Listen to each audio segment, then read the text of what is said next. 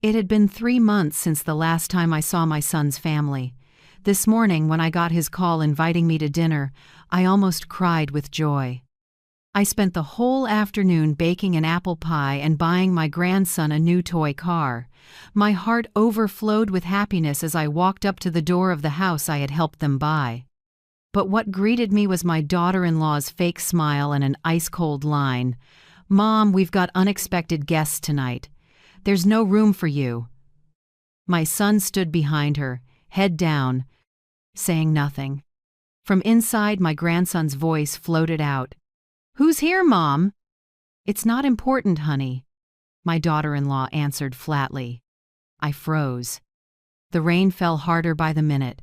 I was shivering in my soaked clothes while they sat down to a warm dinner inside. I stood there for 3 hours, in the cold wind and humiliation, until the warmth in my chest came from clarity. I stepped back, pulled out my phone, and quietly locked every account they were living off. Soon, she would learn that tonight's rain was only the beginning of the real storm headed her way.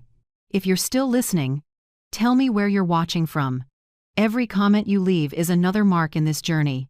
And if this story has touched you, don't forget to hit like so it can reach even further. My name is Marjorie Bennett, 70 years old, a widow for almost 8 years. I live alone in a small house in Portland, Oregon, the home my husband Walter and I spent more than 30 years building. After he died of heart disease, I had no one left but Ethan, my only son, and his wife, Clara. I used to think that as long as I helped them, I still had a family. Ethan is a civil engineer, gentle and quiet. Clara, my daughter-in-law, is a beautiful, sharp woman, but cold as glass. From the day they married, she made me feel like an uninvited guest in my own son's life. Even so, I did what any mother would do. I gave everything. I pulled from my savings to cover their mortgage, helped them buy a new car, and paid private school tuition for Leo. Each month, most of my pension went straight into Ethan's account to ease the burden for the young couple. And I told myself, that's a mother's joy. So when Ethan called that day, inviting me to dinner after 3 busy months, my heart blossomed. I hadn't heard my grandson's voice for too long. Leo is 9, curly-haired, and loves my stories about when his grandpa was alive. I wanted to see him, to hold him, to hear about school. I spent the whole afternoon getting ready. "I chose the navy dress," Walter once said, "lights up the whole room when you wear it." I took from the wooden box the pearl necklace he gave me for our 30th anniversary. I spritzed a little lavender perfume. The scent Leo once said, "Smells like your baked treats, Grandma." Before leaving, I put the still warm apple pie and Leo's new toy car into a basket. I looked at the clock. 5:30. Enough time to take the bus across town. On the way, I couldn't stop smiling, picturing my grandson squealing when he saw the gift. When I reached their neighborhood, crimson maple leaves littered the path. A quiet pride rose in me. I had paid most of the down payment for this house. Ethan once said, "Mom, I don't know how to thank you enough." I just smiled. Your happiness is thanks enough. I rang the bell right at 6. The rain started tapping, light as a greeting. I heard footsteps, then the door opened. Clara appeared in a fitted black dress, the very one I'd given her last month. "Oh, you're here already?" she said, voice flat as water. "Of course." Ethan said dinner at 6. "I brought apple pie for Leo." I smiled, hands trembling slightly from the rain. Clara glanced past me, then lowered her voice. "Actually, we have unexpected guests tonight. We're short on food, so I can help. I brought extra pie," I answered, trying to keep my voice cheerful. She gave a tight smile, turned inside, and said something. A minute later, Ethan came out. The look in my son's eyes made my heart pinch. He wouldn't meet my gaze. "Mom, I'm sorry. We have guests tonight. There's no room for you. No room for Mom." The words dropped into me like a stone. I stood there, stunned. "But you invited me, Ethan. You said, 'I know, but it's just unexpected. I'll come by tomorrow, okay?'" I felt my lips move, but no sound came out. The rain thickened. Wind swept under the porch. I hugged the basket tighter, trying to steady my hands. From inside, Leo's bright voice rang out. "Who's here, Mom?" "It's not important, honey," Clara answered, dry as dust. Not important. His grandmother not important. I stood still for a few seconds, then whispered, "I understand. I'll go." But I didn't leave right away. I stepped back under the small awning. Warm light spilled from the house. The smell of food drifted out, roast meat, wine, laughter. Inside was my family. Outside, in the cold rain, was me, a stranger. At first I thought I'd walk away, but my legs wouldn't move. I looked through the window, saw Clara pouring wine, Ethan chatting with guests, Leo sitting quietly, having no idea his grandmother was standing out there in the rain. Time crawled with cruelty. 5 minutes. 10. 30. The rain grew heavy. Water running through my hair. Icy at the nape of my neck. I tried to shield the gifts, but the wrapping paper was soaked. The toy car peeked through the clear plastic. The apple pie cooled in its box. An hour passed. Music drifted out. They played "Fly Me to the Moon," Walter's favorite. I pressed my lips together, fighting tears. After 2 hours, I began to shake with cold. 3 hours later, my legs were numb, my heart leaden. When the window cracked open, I saw Clara say something to a friend, eyes darting toward me. She smiled, not from awkwardness, but from pleasure. I saw her lips form the words, then caught a few. Let her learn not to show up uninvited. I tightened my grip on the basket handle. Something inside me, shattered then hardened to steel. I didn't scream, didn't wail, didn't cry. I took a deep breath and let the rain wash away the last of my tears. I kept standing there, hoping for a small miracle that Ethan would open the door, realize his mistake, and say, "Mom, come in." But the door stayed still. Only music from the living room, the clink of cutlery on china, and faraway laughter. I stepped up to the porch again and knocked. This time, Ethan appeared, looking flustered and tired. "I'm sorry, Mom," he said softly, eyes on the wood floor. "Tonight's really inconvenient." Before I could answer, Clara cut in from behind him. "Older folks should know when to go home." "It's raining, you'd better leave before you catch a cold." I looked straight at her. "I'm here because my son invited me, not because I'm nosy." Clara gave a thin smile. "What invitation?" Ethan only said, "Maybe. You misheard." Ethan stayed silent, didn't object, didn't defend me. He only lowered his head. In that moment, I understood silence can be crueler than words. Through the crack, I caught a glimpse of Leo on the stairs, his small face lighting up. "Grandma," he whispered, then flinched as Clara turned. "Upstairs," she snapped. "Grandma's busy, she can't talk." "But, up." He vanished around the corner. A door thudded shut, heavy as my heart hitting the floor. The rain thickened. Water seeped down my collar, freezing. The gift basket weighed on my arm. The apple pie I'd baked all afternoon was soggy, butter scent mingling with rain. The gift wrap around Leo's toy melted, sticking to my fingers. I tried to hold it together, but the red paper tore, revealing the little blue car inside, the only thing still intact. I turned to leave, then stopped when Clara's voice carried from the dining room, clear through the door. "I'm done, Ethan. She uses money like a leash. Don't you see? She always wants a hand in our business." Ethan's tired voice. "She's just helping." "Helping? Helping to control us, more like it. I'm sick of always having to thank Mom for everything. This house, this car, even Leo's tuition, all from her money. Aren't you ashamed?" Each word was a blade. I stood frozen. The baby boy I once held through feverish nights now sitting silent while his wife insulted me in the house I helped them buy. I gripped the wooden railing. A sharp ache shot through my finger joints. The rain wasn't what made me shake anymore, it was the humiliation. "Ethan, I'm serious," Clara went on. "If she had no money, do you think she'd still show up? She just needs to feel powerful." A small laugh rose from someone at the table. I didn't know who.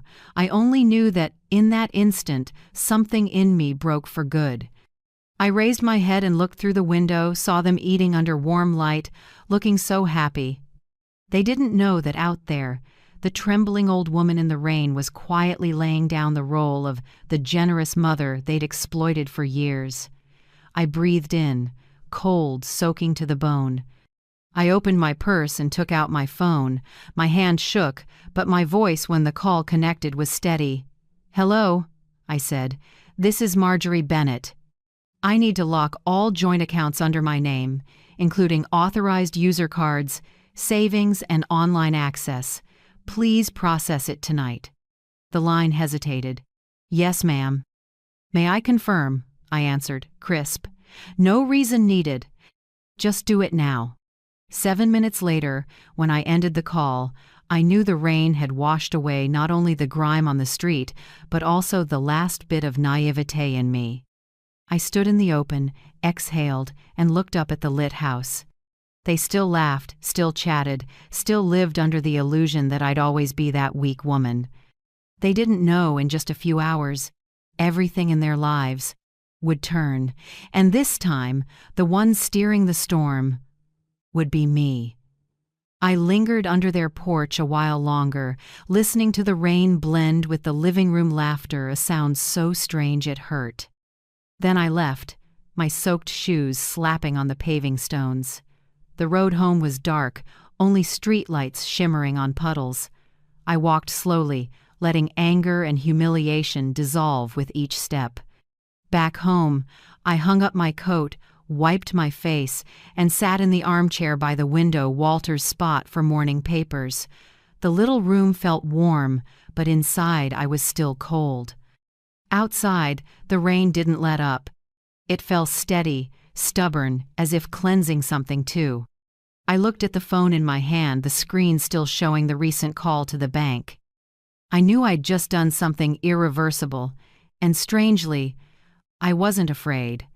I called back, this time to confirm everything.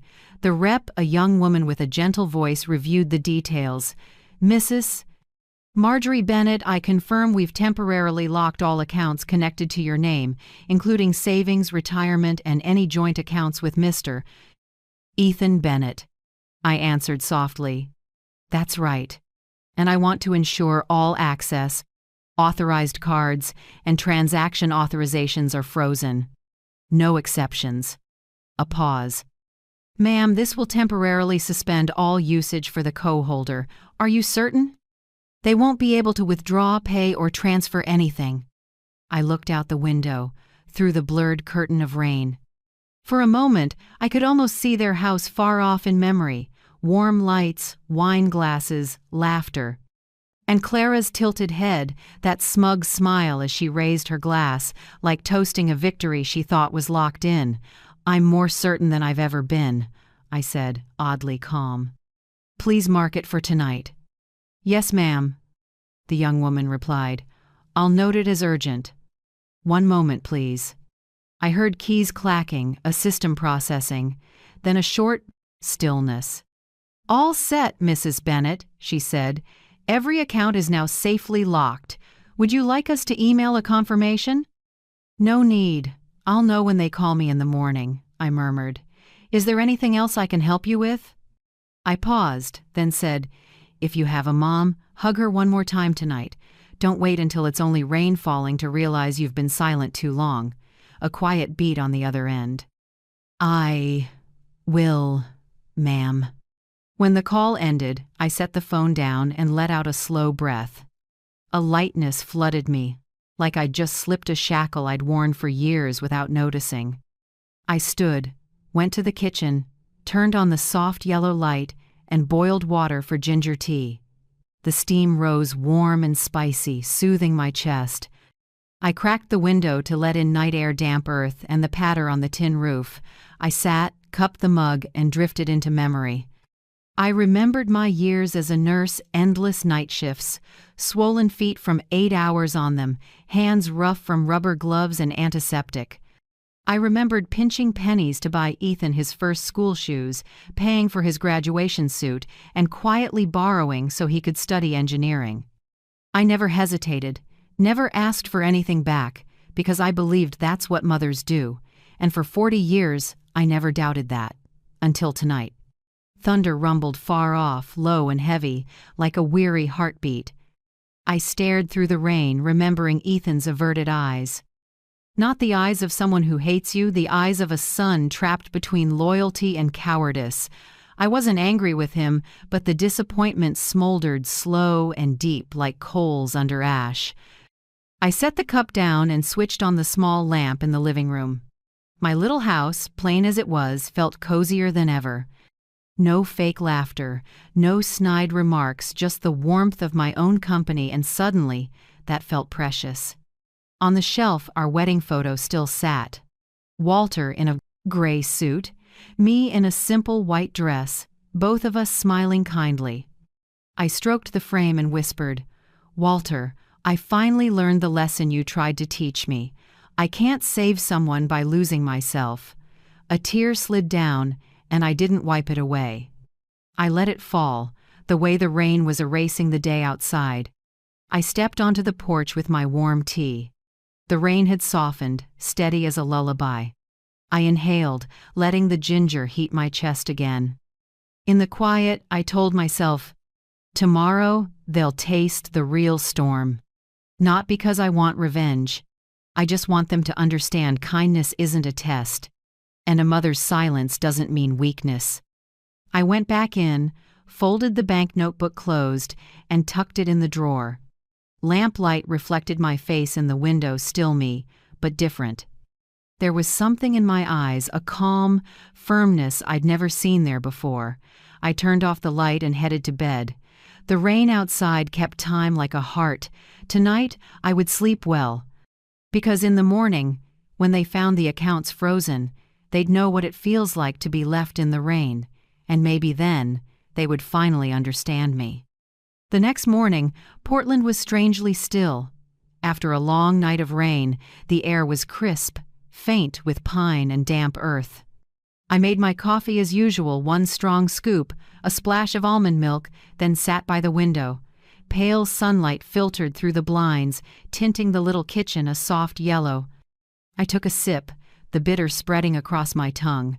Inside, there was no anger, no sadness, just a quiet space I couldn't name, like a lake after a storm. I flipped on the small radio, a jazz tune Walter used to love. On the table, last night's ginger tea still carried a gentle scent. Then the phone rang. The tone trilled fast, insistent. I glanced at the screen, Ethan. I smiled, set down the cup, and took a steady breath before picking up. "Good morning, son," I said evenly. Ethan's voice came fast, panicked. "Mom, what happened?" "Clara's card got declined. Then the bank called saying, the accounts are frozen. My card doesn't work either. Did you do something?" I stirred my coffee, the spoon's clink ringing against porcelain. "Oh, probably a system issue," I answered slowly. "Try living without it for a bit." A half-second of silence, then Clara's voice cut in high and furious. "If you don't unlock them, I'll sue. This is theft." I raised an eyebrow and smiled. "You can try. But do check who's the primary name on the deed, the bank records, and the mortgage." Silence on the other end. I could almost hear Clara swallow. Then she shouted, voice shaking, "You'll regret this!" "Maybe," I said. "But at least this time, I won't regret staying silent." I hung up. The phone rang again right after this time, the bank confirming every account had been fully frozen per my request. I thanked them calmly and ended the call like I'd just checked off a normal task. A few minutes later, the doorbell chimed. I guessed it was no one but Helen, my neighbor of 20 years, a widow who had witnessed so many chapters of my family's story. Helen stepped in with a basket of warm bread and a gentle smile. I heard arguing from Ethan's house at dawn. Everything okay, Marge? I poured her a cup of coffee and gave her the short version. When I got to the part where Clara threatened to sue, Helen burst into bright laughter. Well, you finally did what you should have done ages ago. I didn't think you had it in you. I smiled and shrugged. I didn't either, but maybe after standing in the rain for 3 hours, anyone would find the nerve to do something different. Helen squeezed my hand, voice low. You know, people only discover their strength when there's no one left to lean on. We sat quietly for a while, listening to cars on the street and sparrows on the roof. In my small kitchen, the light washed over 2 women who'd lived through too many seasons, and in Helen's eyes, I saw a reflection of myself, calm, tired, but still proud. After Helen left, I walked around the house. Everything felt so familiar that it calmed me. Walter's bookshelf, the stack of old medical files, the embroidered curtains I'd sewn by hand. I opened the desk drawer and took out an old notebook with the will I'd written 2 years ago. I spread the paper on the table. Each line was neat and careful, the ink slightly faded where I'd signed. All assets, real estate, and savings will be transferred to my son, Ethan Bennett, and my daughter-in-law, Clara Bennett. I read it again, my lips trembling. I remembered believing, when I wrote this will, that it was how I could hold the family together. I was afraid that if I didn't give, they would drift away. Now I understand it was that unconditional giving that pushed them away from me. I picked up a pen and drew a straight line through the words Clara Bennett. Then I paused over my son's name. 1 minute, 2, 3 passed. Then I crossed that out too. I didn't cry.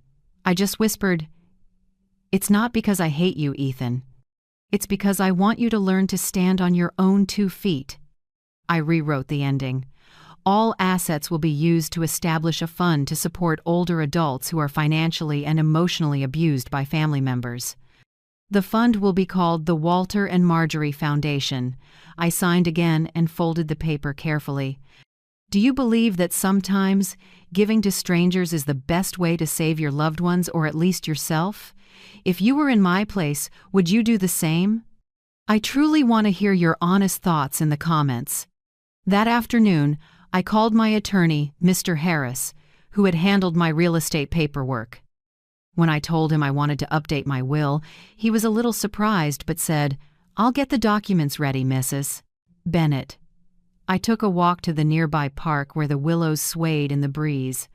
Children ran around, laughter filling the air, and I sat on a wooden bench, watching the sky begin to brighten. A lightness rose in me as if I had finally taken back ownership of my life. Around noon, the phone rang again. This time it wasn't Ethan. It was Leo, my grandson. His voice was small and shaky. "Grandma, Mom said you did something that made them mad. Are you sick?" "Dad isn't saying anything, just sitting there." I swallowed hard and kept my voice warm. "No, I'm fine, Leo. I'm just teaching your parents a small lesson. You'll understand someday. Can I come over to play with you?" I smiled. "When the sun's out, I'll come get you." When I hung up, the tears finally came. Not from pain, but from tenderness for a child too young to understand the splits between adults. I wiped my eyes and told myself, "One day, you'll know I did all this so you could grow up in a world that respects those who raised you." The afternoon passed quietly. I watered the plants, reorganized the bookshelves, and wrote a few lines in my journal. Today, for the first time in years, I am bound to no one. I'm no longer a shadow behind someone else's front door. I am Marjorie Bennett, and I am free. Night fell and Portland settled into a thin mist. I brewed an herbal tea, turned on the desk lamp, and looked over the new will again. The light fell across the freshly dried signature, the strokes firm and final. Softly, I spoke to Walter. "See, I finally learned how to stand up. No shouting, no blame, just one word. Enough." I slid the new will into an envelope, sealed it, and locked it in the safe. The click of the metal lock was small, but it echoed inside me like a bell of release. Outside, the breeze stirred the curtains, and pale moonlight slipped through the window pane. I looked out at the wide sky, took a deep breath, and felt my heart beating slowly, steadily, stronger than ever. Tomorrow, I knew they would keep calling, maybe show up at my door, maybe cry, maybe rage. That was fine, because this time, I wouldn't back down. I smiled slightly, turned off the light, and told myself, they left me standing in the rain for 3 hours. Now it's their turn to feel that cold. Then I went to bed, pulled up the blanket, and slept deeply, the first real rest in years, knowing my heart was finally at peace. The next morning, Portland was still damp from the night's rain. I was making coffee when the door pounded hard enough to rattle the frame. I knew right away it was them, Ethan and Clara. I opened the door. My son stood straight with his hands in his pockets, face pale from lack of sleep. Next to him, Clara wore a long coat, makeup hurriedly done, eyes red, whether from real tears or not, I couldn't tell. I stood across the threshold, quietly looking at two people I had once believed were my family. "We just want to talk," Ethan said softly. "Fine," I answered. "Come in." But today, no one gets to dodge the truth. Inside, Helen, my neighbor, was already seated at the dining table. I'd asked her to come early. Not out of fear, but because I wanted a witness. Clara sat, hands shaking, trying to sound gentle. "Mom, it was all a misunderstanding. I didn't mean." I was overwhelmed. I didn't know what to say. I looked at her, my eyes cold. "What misunderstanding made you shut the door in my face and leave me in the rain for 3 hours? Or what misunderstanding made you call me fake, a burden, an old dog?" The air froze. Ethan turned to his wife, stunned. "Did you really say that?" I didn't answer. Helen spoke up, slow and steady. "I heard it all, Clara, through the window next door. Every word you said to your friend. That can't be called a misunderstanding." Clara quickly wiped her tears. I'm sorry, I lost control. It was too stressed, I cut in. Sorry doesn't mean anything when the person saying it can't even remember what they did. If you're sincere, repeat it, word for word. Just like you said that night. She froze, looking to Ethan for rescue. He lowered his head, silent. Helen stayed still, hands clasped on the table, eyes fixed on Clara. I'm sorry," Clara stammered. "I heard that," I said. "But I want to hear the exact words you used." Her voice tightened, shrinking to a rasp. I'm sorry for calling you fake." I said nothing. "I'm sorry for saying you were a burden." The room was so thick with tension you could hear the wall clock tick. I still didn't speak. Helen glanced down, her hands tightening, holding back anger. Clara swallowed, eyes blurring. "And I'm sorry for calling you an old dog." The last word broke into a sob. Ethan turned away, gripping the chair. I sat still, looking at the woman in front of me, not with hatred but with emptiness. Those words had once been knives, now they were only echoes. I stood, voice steady. "If you're truly sorry, kneel." Clara stared at me, incredulous. "What?" "You heard me. I don't need a performance. I don't need you to pretend. I want to know if you have enough courage to bow your head to your own wrongdoing. Are you trying to humiliate me?"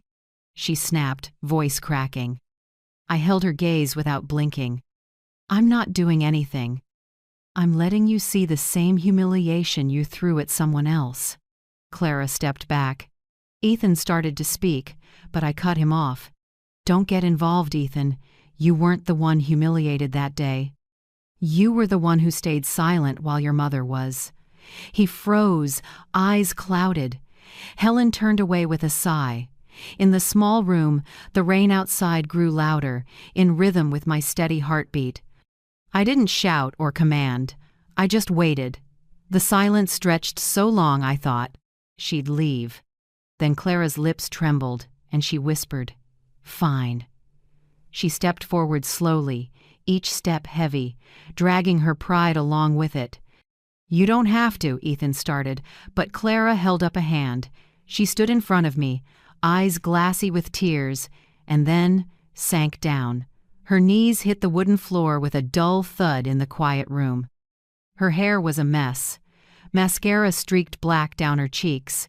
Tears fell, blending with the sound of rain on the eaves, the wet, weighty sound of a storm brought low.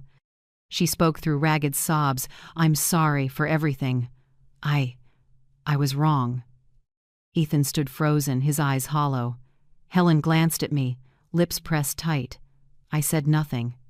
I just looked, letting this image etch into my memory, not for revenge, but to remind myself that silence can be powerful when used at the right moment. The room held nothing but harsh breathing and rain. On the cold wood floor, Clara knelt, tears mixed with shame, and I knew this confrontation had finally reached its true end. The room still held the chill and scent of the morning rain as Clara knelt on the wood floor, her shoulders trembling, tears streaking through the mascara on her cheeks. I stood still, looking down at her not with the eyes of a victor, but of a mother who had finally had enough. I was quiet for a few seconds, then drew a long breath. "All right, Clara. You can stand up. I don't need you down there any longer. Now we move to part 2, the new rules." Clara lifted her head, eyes exhausted, and Ethan looked up slightly, stunned. "Rules?" he repeated. I pulled out a chair, sat down, and set both hands on the old wooden table. Helen, still there, watched in silence. The dim light from the window fell across my face, and even I knew there was no room left for pity. "That's right," I said slowly, clearly. "From today on, if you two still want to set foot in this house or have any relationship with me at all, you will follow a mother's 10 rules." Clara wiped her cheeks, voice hoarse. "Are you trying to control our whole lives?" I gave a small smile. "No, I'm taking back control of mine." Helen nodded gently in agreement. I opened the small notebook where I'd written everything last night, firm strokes like a vow. I looked straight at them. "Let's begin. First rule, no more reckless spending." I looked at Ethan. "From now on, you won't get those little bits of help every month. I worked my whole life to save, not to watch you spend it on restaurants, cars, or things that only make people look rich." Ethan started to protest, but I raised my hand. "Son, I lived on a nurse's modest paycheck and raised you, and I never owed anyone. If I could do it, so can the two of you. My money is not an open bank for anyone to withdraw from at will." Clara dropped her gaze and bit her lip. Helen quietly smiled and jotted a note on the paper beside her. "Second rule, I support Leo only, not the two of you." My voice softened a touch. "I won't let my grandson go without. Tuition, clothes, anything necessary for Leo, I'll cover it. But all payments will go directly to the school or his legal guardian, not through either of you anymore." Ethan nodded slightly. Clara looked like she wanted to speak, then only sighed. "If you truly care about your son," I said, "you'll understand this is what's best for him." Third rule, Clara has 30 days to get a job. I met her eyes. 30 days. Not to prove anything to me, but to prove you can still live on your own merits. I won't cover credit cards, shopping, or any bill. If on day 30 you still don't have a job, you will leave that house." Clara glared. "Leave my house?" I lifted my chin, calm. "That house is still in my name, Clara. You've been staying there by my grace." The air tightened. Ethan shut his eyes briefly, accepting the truth he'd avoided for years. "I'm giving you time," I said. "But don't forget, my son Mercy doesn't extend forever." Fourth rule, don't show up unless you're invited. My voice dropped. For years, I've been the one calling, sending gifts, visiting, and arranging every family gathering. From now on, if I don't invite, you don't come. Don't knock, don't pretend to drop by, don't bring a cheap gift and a fake smile. Let this house be truly quiet. Clara bowed her head, lips tight. Ethan stayed silent. Helen added a few lines, her mouth set like she was holding back a sigh. Fifth rule: one disrespectful word and all support ends forever. I leaned slightly and looked at both of them. I've had enough of insults, fake tears, and complicit silence. If there is even one more disrespectful line, I will act as if you never existed in my life. No warning, no forgiveness, no return. Helen lifted her head, looked at me. I'll bold that one, she said firmly. Clara shivered. I saw her hand clutch her coat, fear flickering under the last of her pride. Ethan said nothing, looking like a man waking from a long daze. I closed the notebook, set the pen on the table, and looked at Helen. Now I want a clear record, not a contract, a family agreement. Helen understood. She pulled a blank sheet and began writing, "Agreement between Mrs. Marjorie Bennett and her son Ethan Bennett and his wife Clara Bennett. All parties agree to the rules as stated, witnessed by Helen Porter." She read each line, steady and clear. I nodded and signed. Helen signed next, then slid the page to Ethan. He took the pen with a trembling hand. I understand, Mom," he said quietly, and signed. The pen stopped in front of Clara. She looked at me, eyes wet. "Do you really want to humiliate me this much?" I shook my head. "No, Clara. I want you to learn to respect other people's boundaries. The humiliation, that's what you sowed for yourself." She said nothing more and signed. The signature wobbled, crooked like her pride, cracking apart. Helen folded the paper into a file and said, "That's that. From now on, everything is clear." The room went still. On the porch, sunlight began to push through the clouds, reflecting on the wood floor where a faint, damp mark still showed where Clara had knelt. She stood, grabbed her purse, and said nothing. When she turned, her eyes met mine, no hatred left, only fear and shame.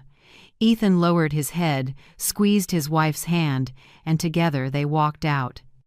A light breeze crossed the porch, carrying the lingering scent of coffee through the air.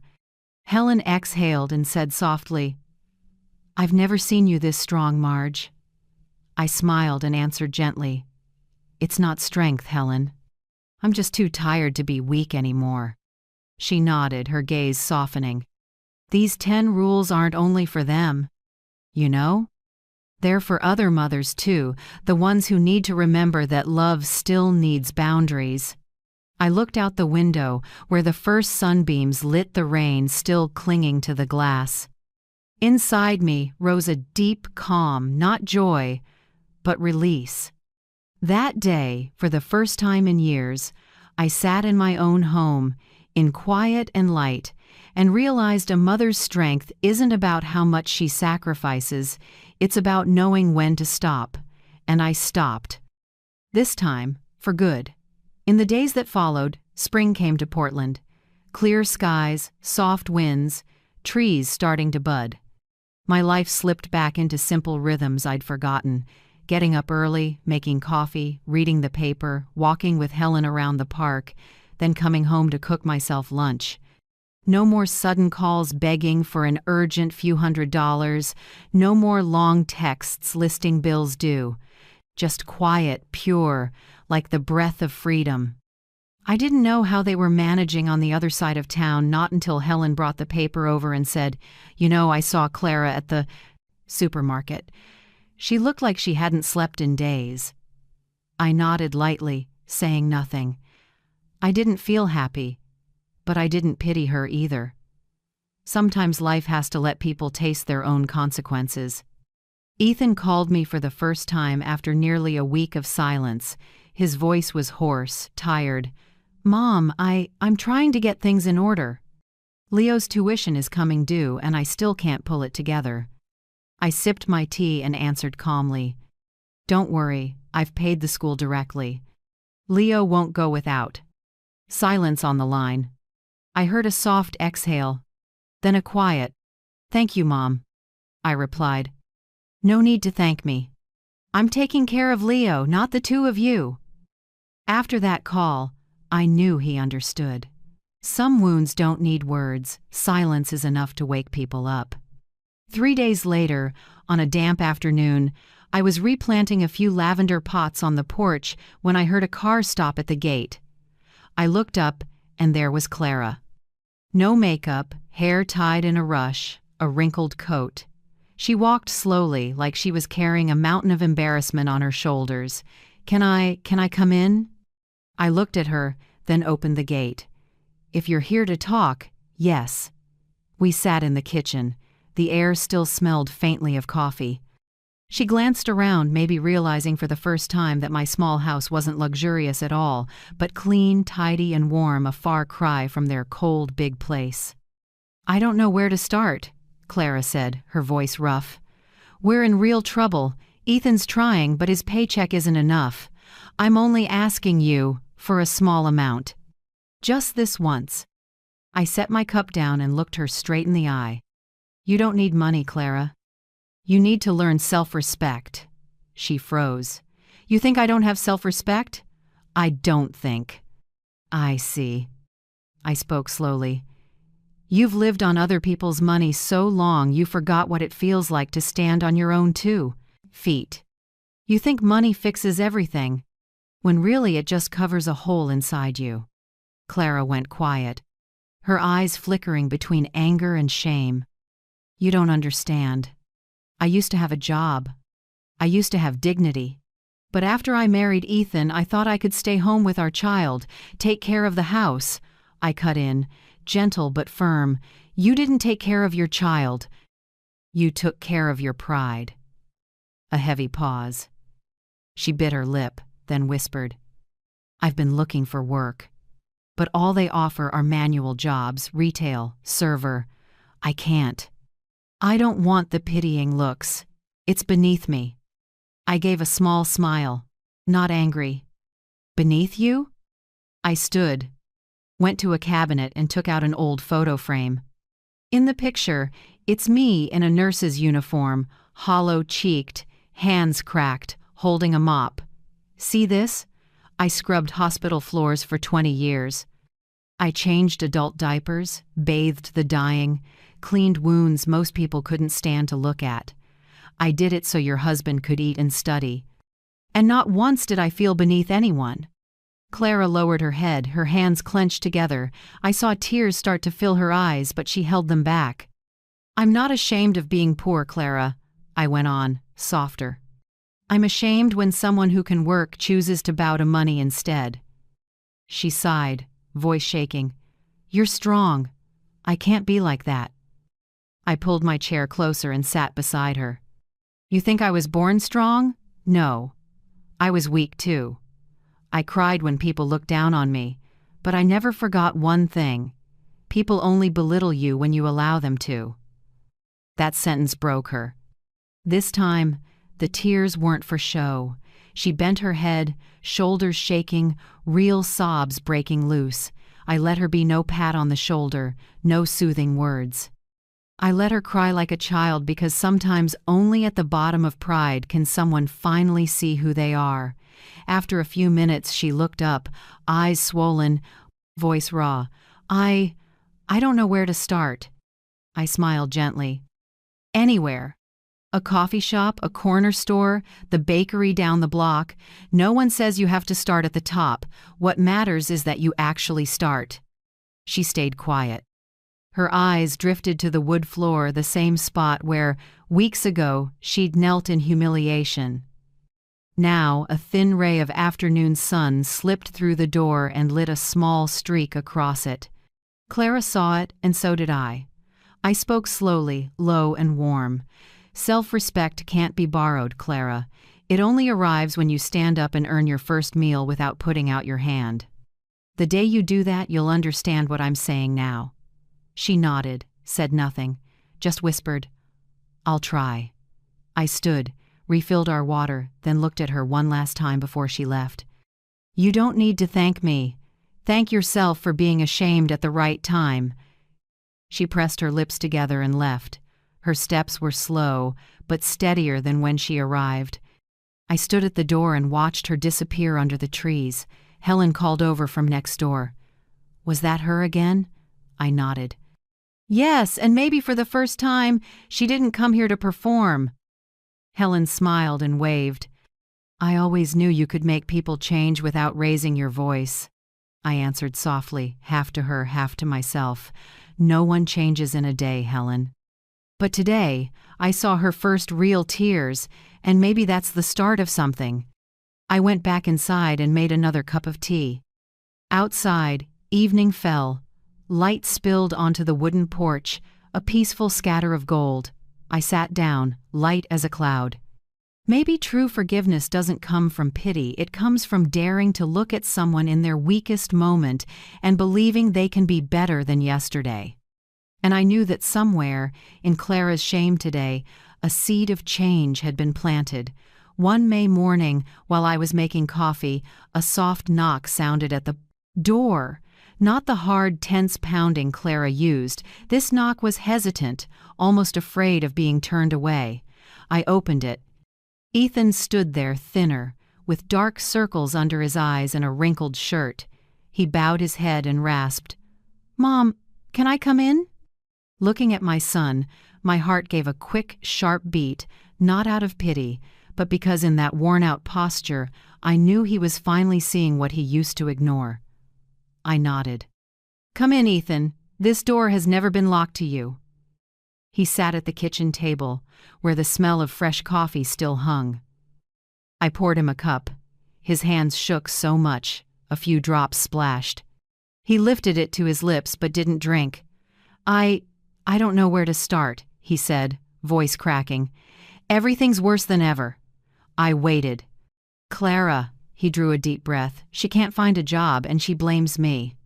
Yesterday she called me useless in front of Leo, said I live off my mother, that I'm an embarrassment to her friends." He lowered his head and covered his face. "Mom, I can't take it anymore. Every time I try to talk, she starts yelling, brings up the money, the house, all the things I know you gave. I didn't say anything, just set my hand on his shoulder. Now you see, don't you? When money disappears, real love either shows up or it disappears with it." Ethan looked up, eyes red. "You're right. I was blinded. I thought she just needed love, needed to feel safe. Turns out what she needed wasn't a person next to her, it was a life she could show off." He let out a bitter laugh. "I was foolish, Mom. I thought siding with my wife proved I was a grown man, but really I let her control us both." I looked at my son, aching and relieved at once. He was cutting the cord that had bound him for years, late but brave. I poured more coffee and asked, "Ethan, do you want to live in fear or in truth?" He looked confused. "I don't understand." "You do," I said slowly. "You're afraid of losing her, afraid of breaking, afraid Leo won't have his mother. But you forget what you're trading away. You're letting yourself be diminished day after day. Is that living?" He stayed quiet. Sunlight slid through the window onto his face, thinner than before. I spoke softly. "Do you remember, Ethan, when you were little and I worked night shifts for weeks? I'd come home smelling like antiseptic, hair damp with sweat, and you'd run to me and say, 'Mom's a superhero.' You were proud of me for doing what you couldn't imagine. Now tell me, are you proud of yourself?" He bowed his head, said nothing. A tear fell and dotted the back of his hand. "No," he whispered. "I'm not the man you raised me to be. I let Clara control everything. I know she's wrong, but I'm scared to make her mad, scared to lose the perfect family people see. I've never really been a strong husband." I touched his hand lightly and murmured, "Admitting that means you've started to change." He nodded, breathing deep. "I just don't know where to start, Mom." I stood, went to my desk, and took out a small envelope. I set it in front of him. "This is a copy of the agreement from the other day. Not to throw in anyone's face, but to remind you that boundaries are now clear. No one gets to blame the past anymore." Ethan opened it, eyes landing on Clara's shaky signature. He gave a sad smile. She signed it, but she didn't get it. To her, everything's a power game. I sat across from him, voice firm. "No one can take your power unless you hand it over." You handed it over with your silence. Ethan nodded, voice tight. I understand. Just then, the landline rang. I saw the caller ID, Leo's school. I picked up. Mrs. Bennett, we're calling to inform you Leo's tuition for this term is still unpaid. We've tried to reach his parents without success. I glanced at Ethan. He looked flustered, mouthing an apology. I spoke into the phone, steady. Thank you for calling. Please contact Leo's parents directly. I won't step in for them this time. I hung up. Ethan stared, unsure. Mom, I thought you were still helping with Leo? I am, Ethan. But I can't keep paying for choices you won't take responsibility for. If you want Leo to have a future, his parents need to learn how to earn it. He bowed his head, didn't argue. Silence stretched, thick enough to hear the clock tick. I turned away, poured more coffee, and spoke slowly. Ethan, I'm giving you 72 hours. In the next 3 days, you decide. Either she changes, or you leave. There's no third option. If you stay in a marriage you know is rotten, you're teaching Leo to endure mistakes instead of fixing them. He looked up, eyes wide. 72 hours? Yes, I don't need an answer now, but at the end of 3 days, I want you here not to cry, but to tell me what you chose, because this time, I won't rescue you. I walked to the window. Outside, the sun began to break through.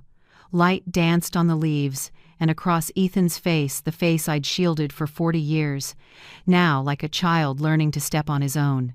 He sat there a long time. Then he spoke, voice rough. Do you believe in me, Mom? I turned and met his eyes. Since the day you were born, I've believed in you. The trouble is, I believed too much while you didn't believe in yourself. Ethan gave a sad smile, tears sliding down. I think I'm starting to understand you. I nodded. Good. I don't need a dutiful son anymore. I need a man who protects his own dignity. We sat in silence a few more minutes. I heard the clock shift. The wind tapped the window. When Ethan stood, he seemed different, not strong yet, but with a resolve in his eyes I hadn't seen in years. I'll talk to Clara, he said, steady. Not to. Fight to face the truth. I can't let Leo grow up in a house full of fear. I looked at my son, worried and proud. Remember, Ethan, real change begins in silence. But after that, it has to be action. He nodded and stepped out. As his figure faded into the morning sun, I stood there, hand on the doorframe, feeling a mix of hurt and relief. My sun was cracking, but in those cracks, the first light of awakening was finding its way in, and I knew that if he dared to keep that light, everything would change. 3 days passed since Ethan came to see me. I didn't call or text, partly to keep my word to let him decide, and partly because I knew what was happening in his house was harsher than any storm outside. On the 3rd morning, while I was trimming lavender on the porch, Clara's familiar silver car screeched to a stop at the gate.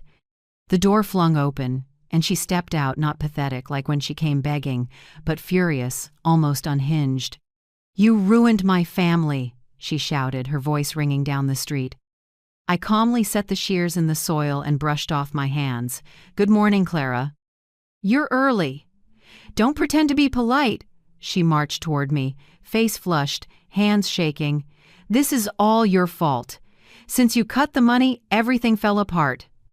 Ethan wants a divorce, Leo's distant, and it's all because of you. I stood, facing her, my eyes steady, my voice strangely calm. Clara, I didn't ruin your family. I just cut off the money. The rest you did yourself. Her mouth fell open. For a few seconds, nothing came out. A breeze blew, sticking a few strands of messy hair to her smudged lipstick. I went on, even and clear, like explaining to a child. Families don't break because of a lack of money. They break because of a lack of respect. If you truly loved Ethan, you'd stand by him, even when he had nothing. But clearly, what you loved wasn't him. It was the life he could give. Thank you, while his mother stood behind him. Clara stepped back half a pace, eyes flashing between anger and shame. You don't get it. I just want a better life, not to scrape by like poor people." I raised an eyebrow. "And who do you think I am?" I hauled trash in hospital rooms, mopped bathrooms, and ate cold meals for 20 years to raise your husband. I don't think being poor is degrading. I think holding your head high while living off others is what's truly pitiful." The air thickened. Clara opened her mouth to fire back, but no words came. I looked at her, tired but not angry. "You have two paths, Clara. Keep blaming others, or start living honestly. Choose." She pressed her lips together, turned, and walked off, her high heels sinking into the wet lawn, leaving muddy tracks across the stone path. The engine roared, and the car shot away, the smell of burnt rubber hanging in the morning air. I let out a long breath, not a sigh of relief, but the kind of breath from someone who knows the biggest battle has only just begun. That afternoon, I got a call from Ethan. His voice was low, tired, but steady. "Mom, I said it already. I don't want Leo growing up in a house full of fighting anymore." I stayed quiet. On the other end, I could hear him exhale, with Leo's faint crying in the background. "She went crazy, Mom. Threw things, cursed me out, said I'm useless, a failed man who's run by his mother." I didn't answer back. I just packed Leo's things and left. His voice tightened. "Mom, I've wasted too many years trying to prove I'm right. Now I just want peace." I closed my eyes and gripped the receiver. "You did the right thing, Ethan. She said she's leaving the house, Mom. She said she didn't get married to live like poor people." A sharp sadness pricked me, but I only breathed out softly. "Then let her go. Don't hold on to someone who chose to walk away when you're at your weakest." He was quiet for a moment, then said softly, "I'm on my way to you." I straightened up the small upstairs room that used to be Ethan's when he was little. Fresh sheets, a hint of lavender. I set a teddy bear on the bed. Leo's old toy was still here. As I was pulling the curtains, Ethan's car stopped at the gate. He got out, carrying Leo. The boy pressed his face into his father's shoulder, worn out and puffy from crying. I opened the door, and my heart squeezed when I saw those young eyes looking at me surprised and searching for a safe place. "Grandma," Leo blurted, then hurried over and hugged my legs. I bent down and held him tight. "It's okay, sweetheart. It's going to be okay." Ethan stood behind him with a small suitcase in hand. "Mom, we'll just stay a few days until I find somewhere else." I looked at him and shook my head lightly. "This is your home, Ethan. You don't need permission to come back." He lowered his head, eyes red. "It took me years to figure that out." That night, after putting Leo to bed, Ethan sat with me in the living room. The warm lamplight fell across his face, still the same boy I once knew, only now marked by the wear of adulthood. "Mom, I'm sorry," he said quietly. "I was blind. I let my wife insult you. I left you standing outside in the rain, and I stayed silent. I deserve to lose everything." I set my hand on his.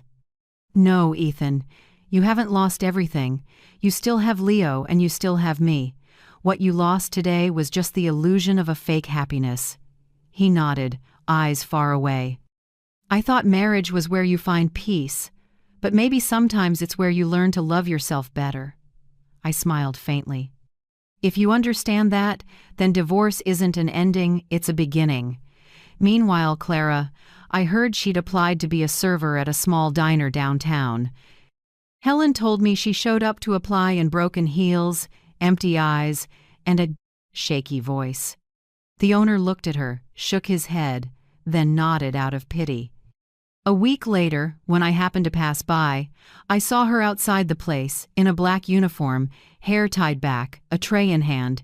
No lipstick, no arrogance, just a woman learning how to start over. She saw me and froze, eyes widening. I didn't stop. I just gave a small nod. In that brief moment, something flickered in her gaze. Not hatred anymore, but recognition. Maybe, at last, she understood. Sometimes freedom begins with what we lose. That night, once everything settled, I carried Leo upstairs.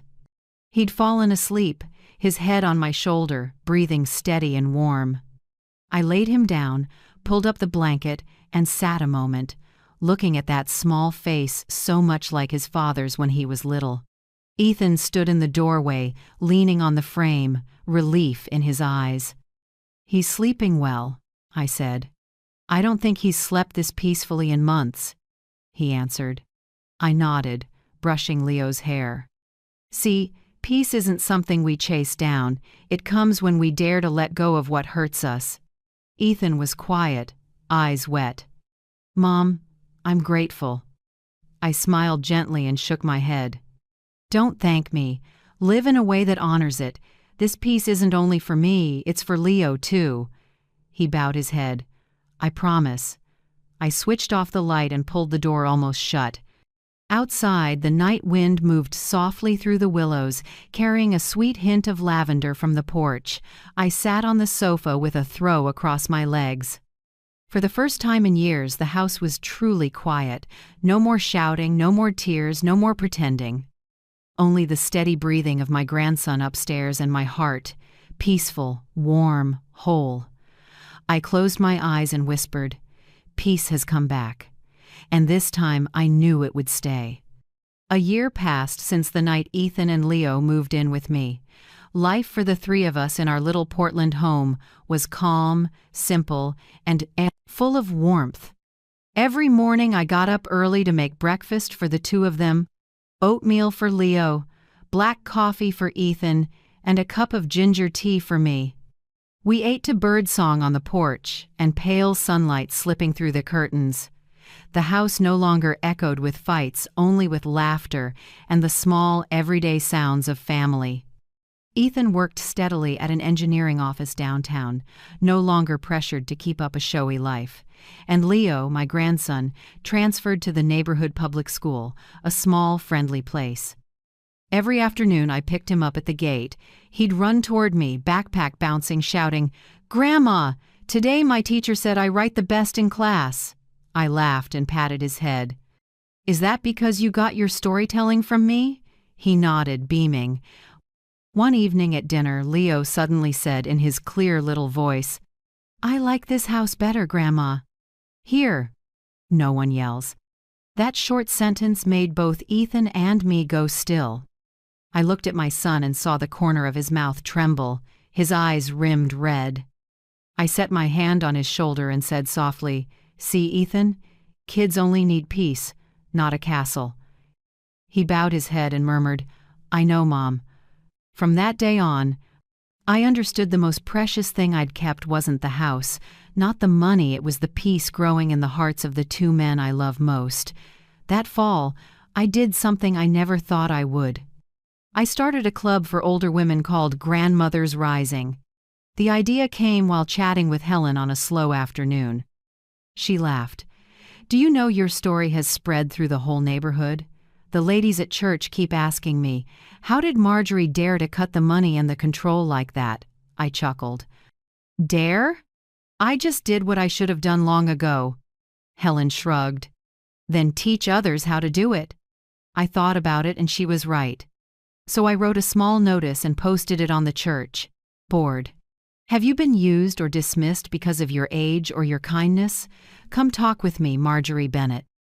We'll learn how to say enough without feeling guilty." The first meeting had only 3 people, me, Helen, and Mrs. Jensen, an 80-year-old widow whose daughter-in-law controlled her bank accounts. We sat in my living room, drank tea, told stories, and laughed until we cried. The second meeting had 7, the third 12. Then the number kept growing until we had to borrow the church hall to fit everyone. I taught basic money management, how to read bank forms, and most importantly, how to protect themselves from family who abuse their love. One day, Mrs. Jensen squeezed my hand, tears falling. "Thank you, Marjorie. Yesterday, for the first time, I told my son no when he asked to borrow money, and you know what? I still slept like a baby." I smiled and squeezed back. "See? No isn't a cruel word. It's the first word of freedom." Grandmother's Rising became a lifeline for dozens of older women in the area.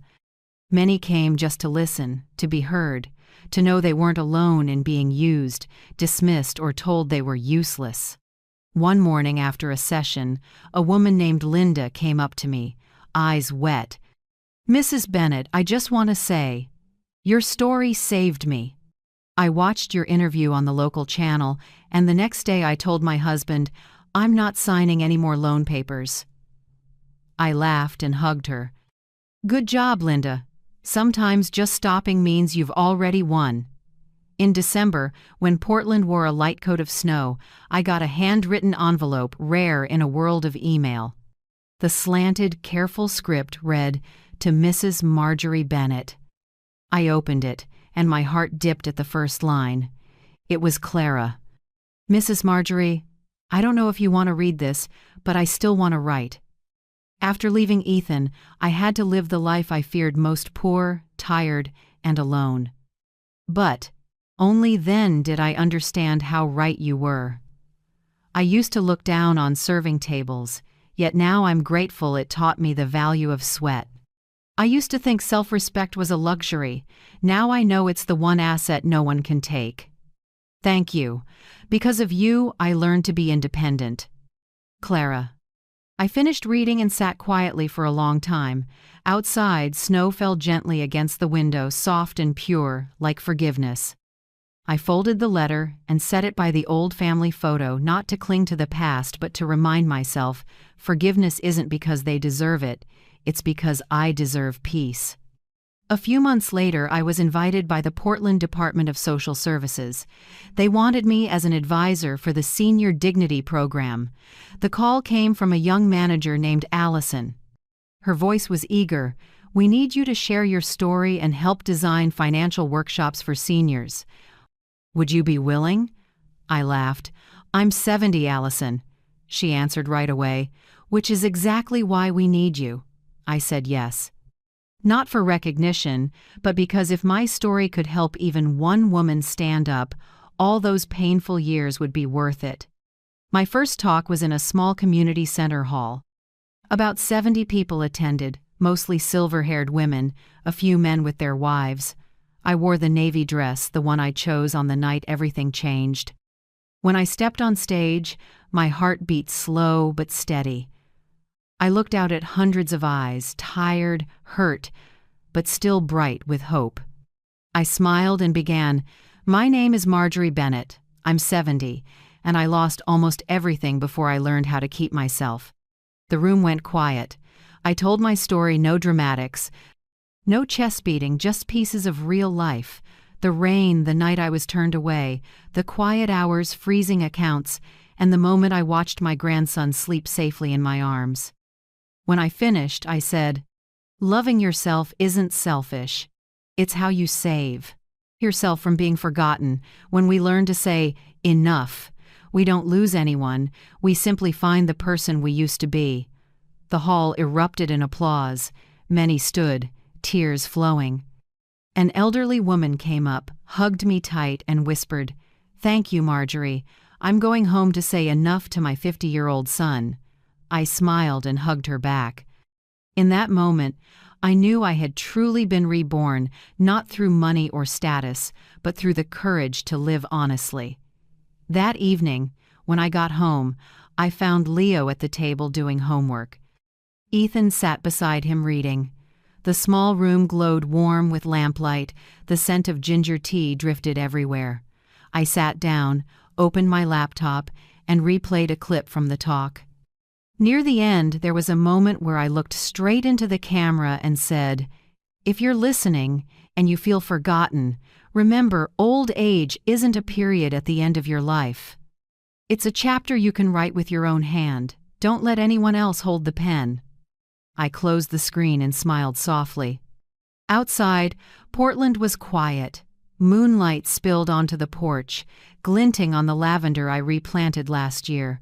I closed my eyes, breathed deep, and felt full of peace. At 70, I'm no longer the woman standing outside my son's door in the rain. I am Marjorie Bennett, the woman who learned to stand tall, love herself, and help others do the same. Life doesn't end with age. Sometimes it's only just beginning. It's been over a year since my life turned. Life for the three of us, me, Ethan, and Leo, is completely different now. The little house at the end of Magnolia Street where I lived alone for so many years is always full of a child's laughter. Every morning, as sunlight filters through the curtains, Leo runs barefoot into the yard, feet on the wet grass, shouting, "Grandma, I love you most in the world." That sentence melts my heart, and all the humiliation and loneliness of that rainy night suddenly feel worth it. I often watch him play and think, if I'd been weak that day, this boy might not be smiling like this now. Ethan now has a steady job at a construction firm. He's paid off his debts, lives simply, and spends more time with his son than with work or status. Every time he holds Leo, I see something in his eyes, no longer fear or shame, but deep gratitude. One evening, as we sat on the porch, he said, "Mom, I lost my wife, but I found you, and I found myself." I just smiled and said nothing.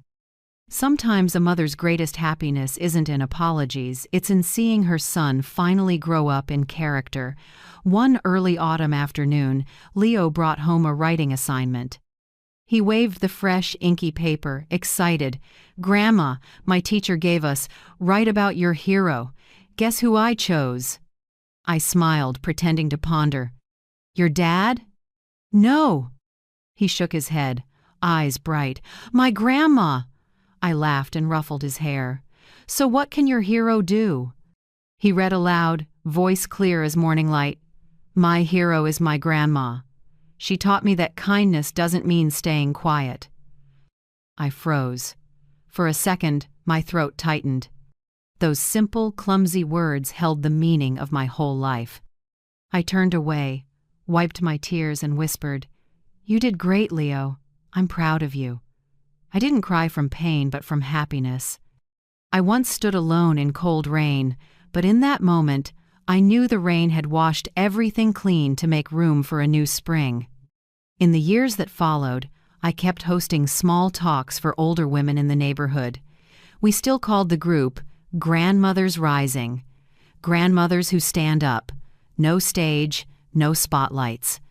Just a few dozen wooden chairs around a table, a pot of hot tea, and stories so real they ached. One elderly woman said, "I just told my 35-year-old daughter enough after 20 years of unconditional support." Another shared, "I got divorced last week, at 68, because I'm done hearing, 'You can't do anything anymore.'" Every meeting was a journey of release. I realized strength doesn't spread through money, it spreads through courage.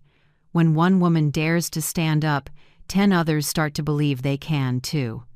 One winter day, while I was sorting papers, Helen brought an envelope. "For you, from California," she said. I opened it, and my heart dipped at the familiar line, "Clara." I took a deep breath and began to read. "Marjorie, for the past 2 years I've worked in a restaurant and paid my own way. I'm not asking for forgiveness, I just want to say thank you.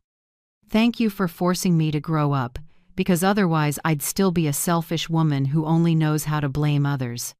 I'm getting remarried now this time, to someone who truly loves me, not my money. Wishing you peace, Clara." When I finished, I went still. A breeze at the window stirred the white curtain, carrying a faint scent of lavender through the room. I folded the letter, set it beside my late husband's photo, and smiled softly. Forgiveness isn't because they deserve it, it's because I deserve peace. I whispered as if speaking to his spirit, "Frank, that girl finally understands." Maybe every trial we endured left something good for someone else. A few months later, the local paper unexpectedly ran a story about me, titled, "A 70-year-old woman who's changing how hundreds of families treat their parents." They called me Portland's inspiration. I just smiled. I'm no hero. I'm a mother who was once left in the rain and then learned to hold an umbrella for herself. That article spread faster than I expected. Soon after, I received an invitation to join the Senior Dignity Program, a project supporting seniors who are financially abused. The program lead called and spoke with warm respect. "Mrs. Bennett, we heard your story and believe you can help many people find their own voice again." I agreed without hesitation. From someone who was hurt, I became someone who helps others find shelter in the sun. Now I understand one thing clearly: kindness is not the same as endurance. I teach Leo that every day. One afternoon, as we were walking through the park hand in hand, he asked, "Grandma, when I grow up, how do I make sure I don't treat people badly like my mom did?" Such an innocent question, yet it tightened my heart. I sat down, looked at him for a long moment, then answered softly, "Just remember that respect begins with thank you. When you're grateful to people, you'll never take them for granted." He nodded, eyes shining. I believe the seed of kindness was planted at just the right time. Life at 70 is simple and full. In the morning, I drink coffee on the porch and listen to the birds. In the afternoon, I walk with Helen and we share old stories. At night, I read letters from everywhere, women telling me my story helped them stand up, say enough, or simply believe they still matter. Every message is a small ray of light. A woman in Texas wrote, "Mrs. Marjorie, I stopped sending money to my son after 10 years. I think you'd be proud of me." A lady in Florida messaged, "Thank you.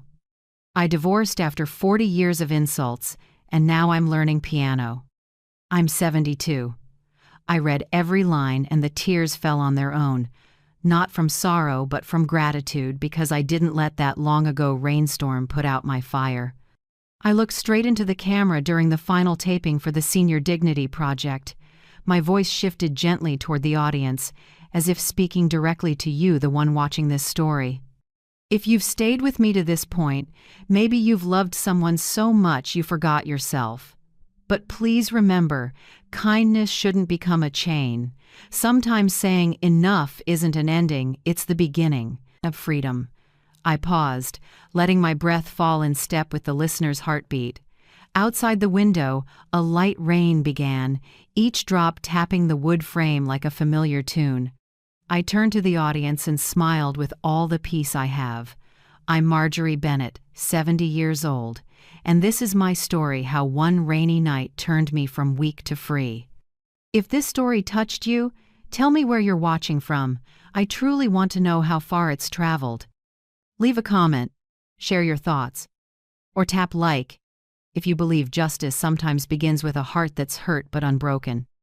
Thank you for listening to the voice of a 70-year-old mother who learned that loving herself is also a way to love her family. I looked up at the window. The rain still fell gently, but this time I didn't feel cold. I felt my heart full of light, the light of forgiveness, of freedom, and of the women rising with me all over the world. I whispered, as if to everyone who has endured yet still believes in goodness, that rainy night is over, but its legacy is hearts that are no longer afraid. You'll be safe here. That was the last thing my son said before sliding the bolt from the outside, leaving me standing in the cold lobby of Silver Grove Nursing Home. My hands still trembling because I hadn't yet understood what had just happened. My daughter-in-law set my phone on the front desk, smiling at the red-lipped nurse as if she were dropping off a pet, not a 72-year-old mother-in-law. I didn't cry. I didn't beg. I just stood there, listening to my son's footsteps fade along with the sound of the door closing. Separating me from the house where I'd lived more than half my life, the house I thought would be the last place I'd be called Mom. I sat on a plastic chair, took a deep breath to swallow the shame rising in my throat. And when I slid my hand into the pocket of my old coat, my fingertips touched something unfamiliar, a thick, smooth sheet of paper, folded in half. I froze. Not a note, not a receipt. A lottery ticket, still intact. I smiled a small, quiet, bitter smile. They thought they'd just locked me in. What they didn't know was that in that very moment, I had just opened a door to walk myself out to freedom. If you're still listening, tell me where you're watching from.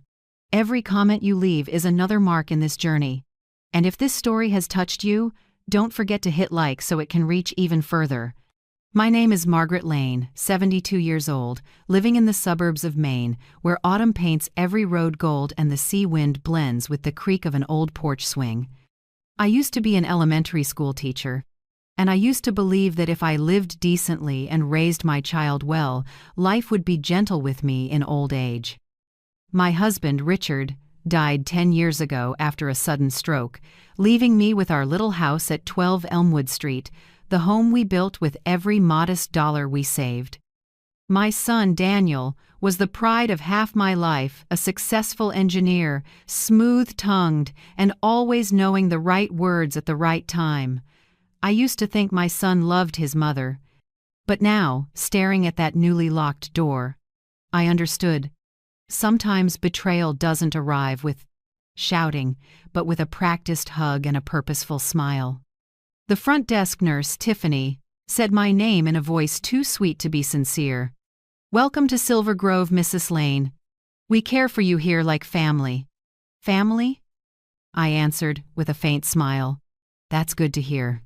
She didn't notice my voice was shaking not from fear, but from restrained anger. Another staffer, Megan, gathered my handbag and took my keys, wallet, and phone. "We'll hold these for you so they don't get lost." I wanted to ask, "And my dignity, who will hold that for me?" But I stayed silent. When people treat you like a child, pushing back only convinces them more that you need to be controlled. Room 214. A wooden door with peeling paint, a silvered doorknob flaking away, a bed tucked so tight you couldn't stretch your legs comfortably. On the windowsill sat a photo of Richard. Someone had placed it there to help me feel at home. But nothing here was home. My home was on Elmwood Street, with the creaky porch swing, the wisteria trellis I planted in 1986, and the white curtains Richard used to complain were so thin everyone can see inside. Now, that house had surely been locked up, or worse, cleared out. I brushed my fingers over Richard's photo. "Honey," I whispered. They moved me like they were packing off an old piece of furniture. In the glass, his smile was still as gentle as ever, and that made my heart ache even more. The first night at Silver Grove, I couldn't sleep. Hallway light leaked through the door crack, rubber soles scraped by non-stop, and someone called weakly for a nurse. "I want to go home." No one answered. Loneliness in those walls was thick, heavy as the smell of bleach. The next morning, Tiffany handed me a schedule. "Mrs. Lane, today we have physical therapy and crafts." I just smiled. No one asked if I wanted to join. Here, freedom isn't in the dictionary. I met Hazel, 88, a former librarian with bright eyes and a raspy voice. She sat in the activity room, hands trembling as she flipped through a worn magazine. "First time here?" she asked. "Yes. No one ever says they want to stay," Hazel sighed. "But then they either get used to it or forget." Next to Hazel was Nora, past 90, eyes cloudy and hearing weak, but her memory sharp as a blade. She whispered, "Don't talk too much. Here, they prefer the obedient over the intelligent."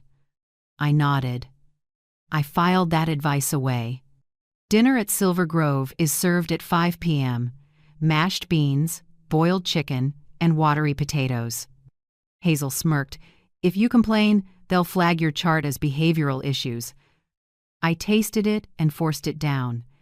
That blandness felt like how they wanted us to exist enough to breathe, not enough to live. All through dinner, I sat quietly, listening to broken stories from people the world had forgotten. One lady talked about her husband, her voice blurring the line between memory and dreams.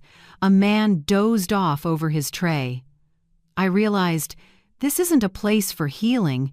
It's where people set down souls too tired to fight back. When Tiffany cleared the trays, she said, "If you need anything, just press the call button. But don't press it more than 3 times, the system glitches." I nodded and smiled. But in my head, a small plan was forming. If they think I'm just a confused old woman, they won't be on guard. And they're right about one thing. I'll be good. I'll smile. I'll cooperate. But not to settle in here. To buy myself time. On the second night, I slipped my hand into my coat pocket again. The lottery ticket was still there, slightly rough at the edges, but intact. I ran my fingers over the black ink numbers. A thought flashed like lightning. What if this is real? What if fate still has another path for me? I smiled in the dark. I used to teach children that every math problem has a solution. Maybe life does too. They can lock a door, but they can't lock my will. On the third day, I watched Tiffany tend to a woman with dementia, her voice so sweet it was almost fake. When she left, Nora murmured, "Don't trust the smiles here. They're not for you, they're for the report." I smiled and whispered, "I don't trust anyone except myself." That afternoon, Daniel didn't call. He didn't text. I knew he was busy reorganizing my life without me in it. I just wondered, how far along were they in clearing the house? Did they throw away the knitted Christmas scarf I made in 1987? A woman who spent a lifetime caring for others now being reclaimed like a non-performing asset. I stood at the window of room 214, watching rain streak the courtyard. Long water trails slid down the glass, reflecting my face wrinkled, tired, but not finished. I told myself, if fate put this ticket in my hand, there's a reason. And so, in a place built for forgetting, I started to rewrite my story. Not with tears, with silence and calculation. That night, when the clock struck 11 p.m., I heard rain pounding harder outside the window. Hazel slept. Nora wheezed softly in the next room. I sat up, took out the lottery ticket, and studied it under the warm, dim light. To others, those numbers are just chance. To me, they were a symbol of coming back to life. They locked me here because they thought I was weak, forgetful, easy to bend. But they forgot. I raised a child, weathered crises, lost a husband, and still stood up. I smoothed the ticket, folded it carefully, and slipped it back into my pocket. Then I lay down and closed my eyes, letting the night breeze through the door crack. Tomorrow I'd begin not with shouting but with quiet thinking, because when people decide you've lost your value, that's when you're freest to strike back. On the fourth night at Silver Grove, light rain tapped the window while a faint ventilator hummed in the next room. I lay in bed, eyes wide open, watching the hallway light spill through the door crack. Every time a nurse walked by, those rubber soles thudded, steady as the heartbeat of a place that never sleeps. I knew I wouldn't rest. Something in my pocket kept calling me the lottery ticket. When the wall clock reached 12:30 a.m., I got out of bed. The yellow light washed across the cold tile, throwing a thin, ghostly version of me on the floor. I pulled on a cardigan, grabbed my worn reading glasses, and stepped out. The desk was deserted. Only Megan, the night shift nurse, sat glued to her phone, earbuds in, a tiny drumbeat leaking out. I cleared my throat. She startled, tugged out one earbud. "Oh, Mrs. Lane, can't sleep?" "I'm sorry," I rasped, voice like wind. "I need to make a call. It's urgent. I forgot to turn off the heater at home." Megan pursed her lips. "But you don't live there anymore." "I know, but my neighbor keeps a spare key. If I don't call, I'll worry all night." She sighed. "All right, just a few minutes." She pushed the desk phone toward me. My fingers trembled as I dialed. I didn't call a neighbor. I called the Powerball line. A cool, automated voice guided each step. I read the numbers on the ticket, one by one, breathing between entries. The result appeared. I checked again. Then a third time, just to be sure I wasn't misreading. Everything matched. I stood still, as if the world had paused. $61.8 million. A number unreal and distant, suddenly small enough to fit in my palm. Not a miracle. An opportunity, and for the first time in years, the choice was mine. Megan glanced up. "Everything okay, Mrs. Lane?" I gave her a calm smile. "All set, thank you.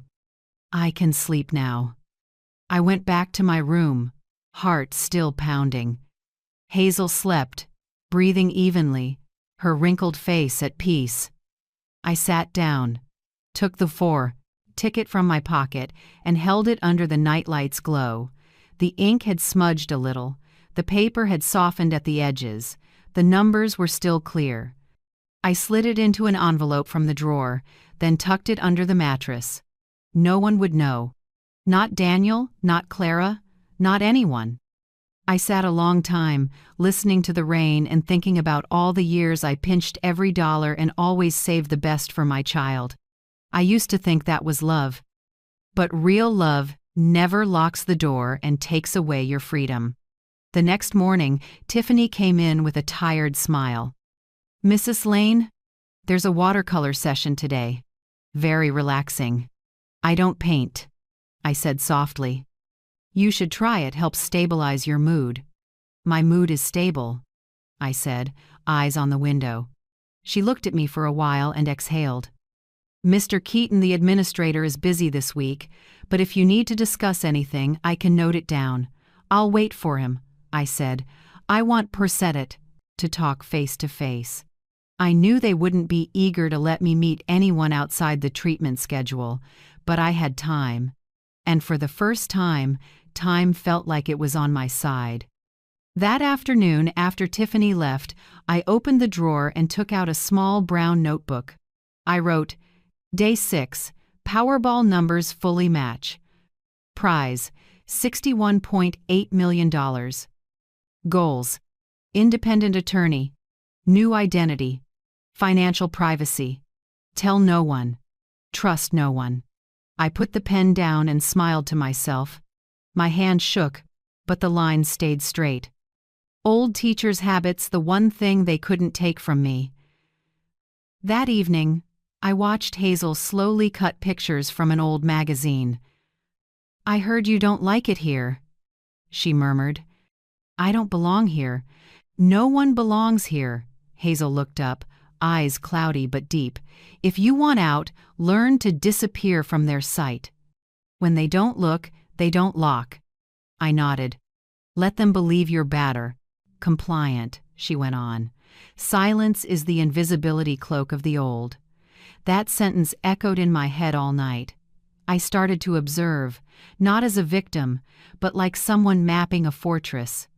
From room 214's doorway, I could see cameras at both ends of the hall, but the center was blocked by a big wall clock. From 10 p.m. to midnight, Megan was the only one on duty.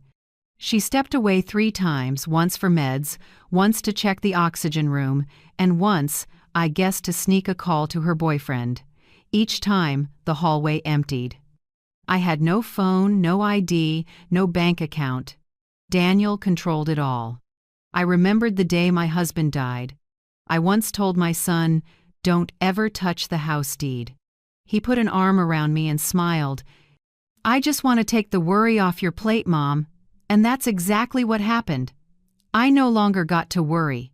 They took care of it for me down to my right to live. But that's all right. I had that ticket. And with one ticket, I could rewrite the game. That afternoon, I tried calling Daniel from the hallway phone. Tiffany stood a few steps away, jotting notes and glancing over. I kept my voice steady. "Hi, honey. I just wanted you to know I found something important. Something you'd be interested in." I hung up before he could pick up. Tiffany looked up. "Everything okay?" "Fine. I just wanted to hear my boy's voice." She gave a stiff smile, unaware I'd just planted a seed of doubt in Daniel's mind. That night, When everyone slept, I opened my notebook and added a small line. Don't let them see you're awake, because at Silver Grove, clarity is a sin. They want you mild, murky, and compliant. But I'd spent a lifetime teaching others to think. I knew. A clear mind is more frightening than a handful of power. I started rehearsing my role. A soft laugh when Tiffany chatted about small things. A nod when Megan asked if the food tasted good. A touch of forgetfulness. What day is it again? So they'd relax their guard. I left Richard's photo on the table as a prop of frailty. But in the drawer, beside the notebook, was the plan of someone preparing to strike back. 2 days later, I heard Hazel whisper after the nurse left, "Mrs. Lane, you're different from them. I can see the light in your eyes." I smiled faintly. Light goes out easily in a place like this. "No," she said, voice thin as thread. "You just have to cover it at the right time." That noon, the rain stopped and sunlight slanted through the window, washing my blanket in pale gold. I lifted my hand and watched the bright flecks dance across my wrinkled skin. Every crease was a chapter of my life, and I realized they can cut the phone, lock the door, but they can't erase the history carved into my hands. I wouldn't scream or plead. I would wait. Wait for the right time, the right person, and the right way to play the card I'd kept hidden. When night fell, I slipped my hand under the mattress again. The envelope was still there, flat, still, quiet. I touched it lightly, like a farmer checking seeds before sowing. Outside, the rain had stopped. Only the wind moved through the narrow door gaps, blowing softly like a reminder. Freedom doesn't disappear. It's just waiting to be named. I closed my eyes, palm on the envelope. In the dark, a thin smile tugged at my lips. Tomorrow, I'd start looking for someone to help me unlock the door. But tonight, only I knew that in this small room, among forgotten people, a 72-year-old woman had just won $61.8 million, and my world would never be the same again. I don't believe in coincidence, but sometimes fate tosses you a small scrap of paper exactly when you need it most. On Wednesday morning, in the common room, I picked up an old newspaper from the pile of torn magazine staff often left behind. On the last page, a small ad in modest type jumped out at me. Benson and Cole. Discreet estate planning for seniors. Absolute confidentiality. First consultation free. I stopped. A small current ran down my spine. Absolute confidentiality. Those words felt written just for me. I folded the clipping, slipped it into my pocket, and looked around. Tiffany was busy checking the med board. Hazel sat dozing by the window. No one noticed. I stood slowly and walked out like an old woman craving fresh air. But my heart pounded so hard I was sure someone could hear it. That afternoon, I headed to the end of the hallway, where the emergency exit led down to the basement. The signal there was weak, but there were no cameras. I'd seen staff smoke there a few times. No one would notice if I stood alone for a few minutes. I took out the clipping and dialed with slightly shaky hands. A calm, professional male voice answered. "Benson and Cole Law Offices. This is Andrew Benson. How can I help you?" I took a breath. "Hello, I'm calling about provision. Setting up a private trust for a senior. I want to keep my identity confidential." "Absolutely.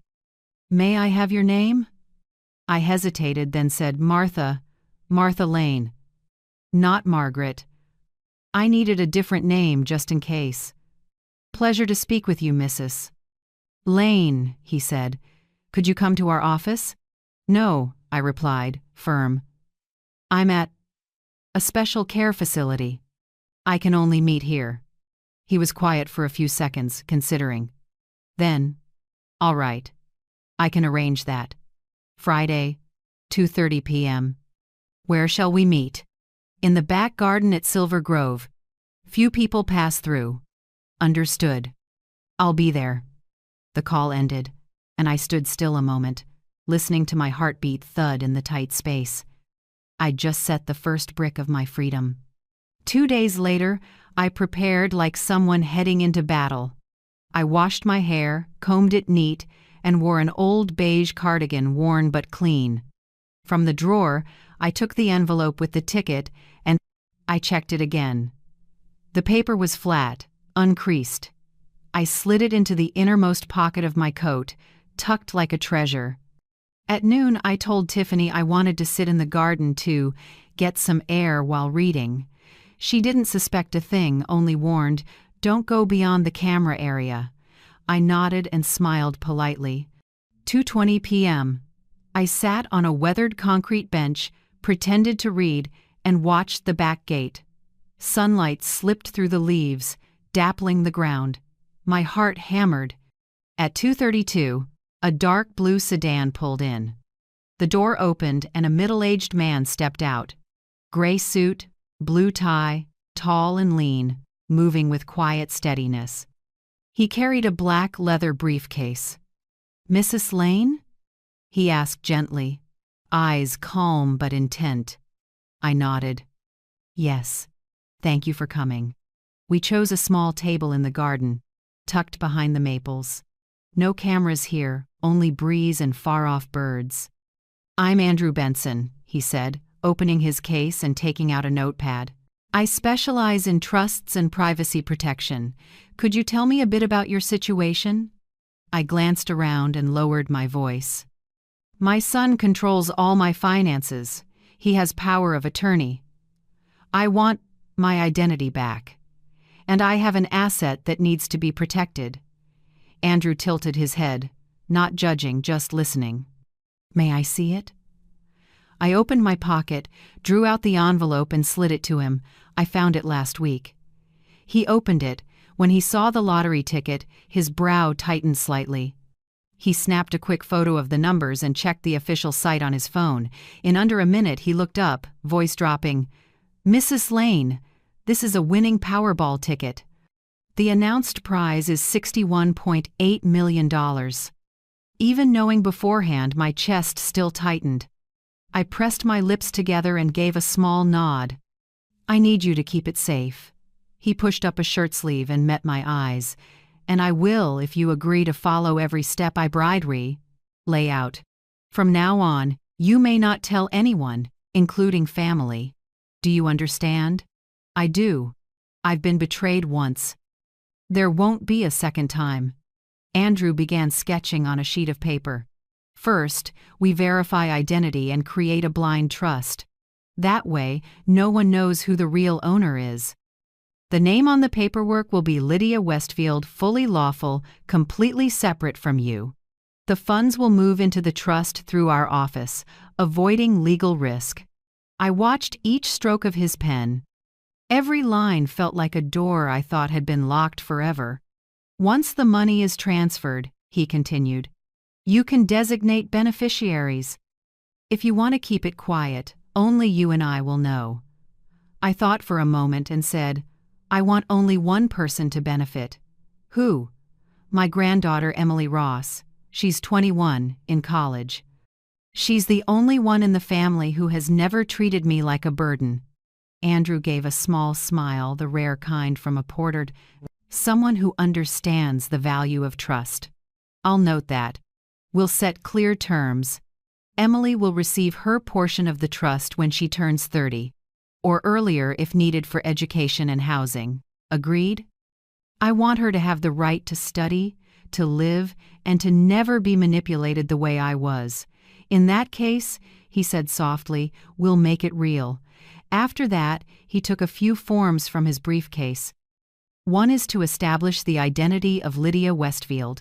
2 is a draft to revoke the current power of attorney your son holds. 3 is a new will, replacing all previous documents." I looked at the first sheet. On the signature line, he wrote in blue ink, "Lydia Westfield." He slid the pen toward me. I took it. My hand still trembled, but the stroke was straight and clear. As the ink dried, I felt a small light inside me, the light of the right to be myself. Andrew carefully stacked the papers. I'll keep the originals and send copies to a secure mailbox I set up. Every step will be completed within 72 hours. All you need to do is wait. I asked, what if Daniel finds out? He won't be able to. Everything is done under the name Lydia. Any financial access he has to the old files will be temporarily frozen during review. I nodded. Good. I don't want revenge, but I want him to understand his mother was never stupid. Andrew chuckled lightly. I like the way you put it. Most of my clients just want to hide. You want to stand up. Stand up, I repeated, after they thought I'd fallen. When he left, the afternoon sun stretched across the brick path. I watched the blue car fade from view, my heart oddly lighter. In my coat pocket, the little notebook warmed under my hand. I opened it and added a line. Day 9. Met Andrew Benson. Ticket confirmed. Lydia Westfield Trust in motion. Emily is the beneficiary. POA will be revoked. The sky is blue again. I sat still, watching Maple. Leaves drift onto the grass. A trace of lavender carried on the breeze the scent I thought only lived in memory. In a place considered the final stop of a life, I had found the first turn toward freedom. And for the first time since stepping into Silver Grove, I felt the light wasn't just coming from the window, it was coming from inside me. 3 days after the garden meeting, I received a thick, cream-colored envelope, unsealed, labeled simply, Documents for Lydia W. Tiffany thought it was junk mail and slid it across the meal tray. You've got mail, probably some insurance spam. I smiled and took it gently. Thank you. I waited until she left the room to open it. Inside was a short typed letter and a thin stack of papers, neatly clipped with a brass fastener. Mrs. Lane, the ticket has been verified. The anonymous claim process has begun. Legal name on file, Lydia Westfield. All accounts are opened at a private bank within a secure system for a blind trust.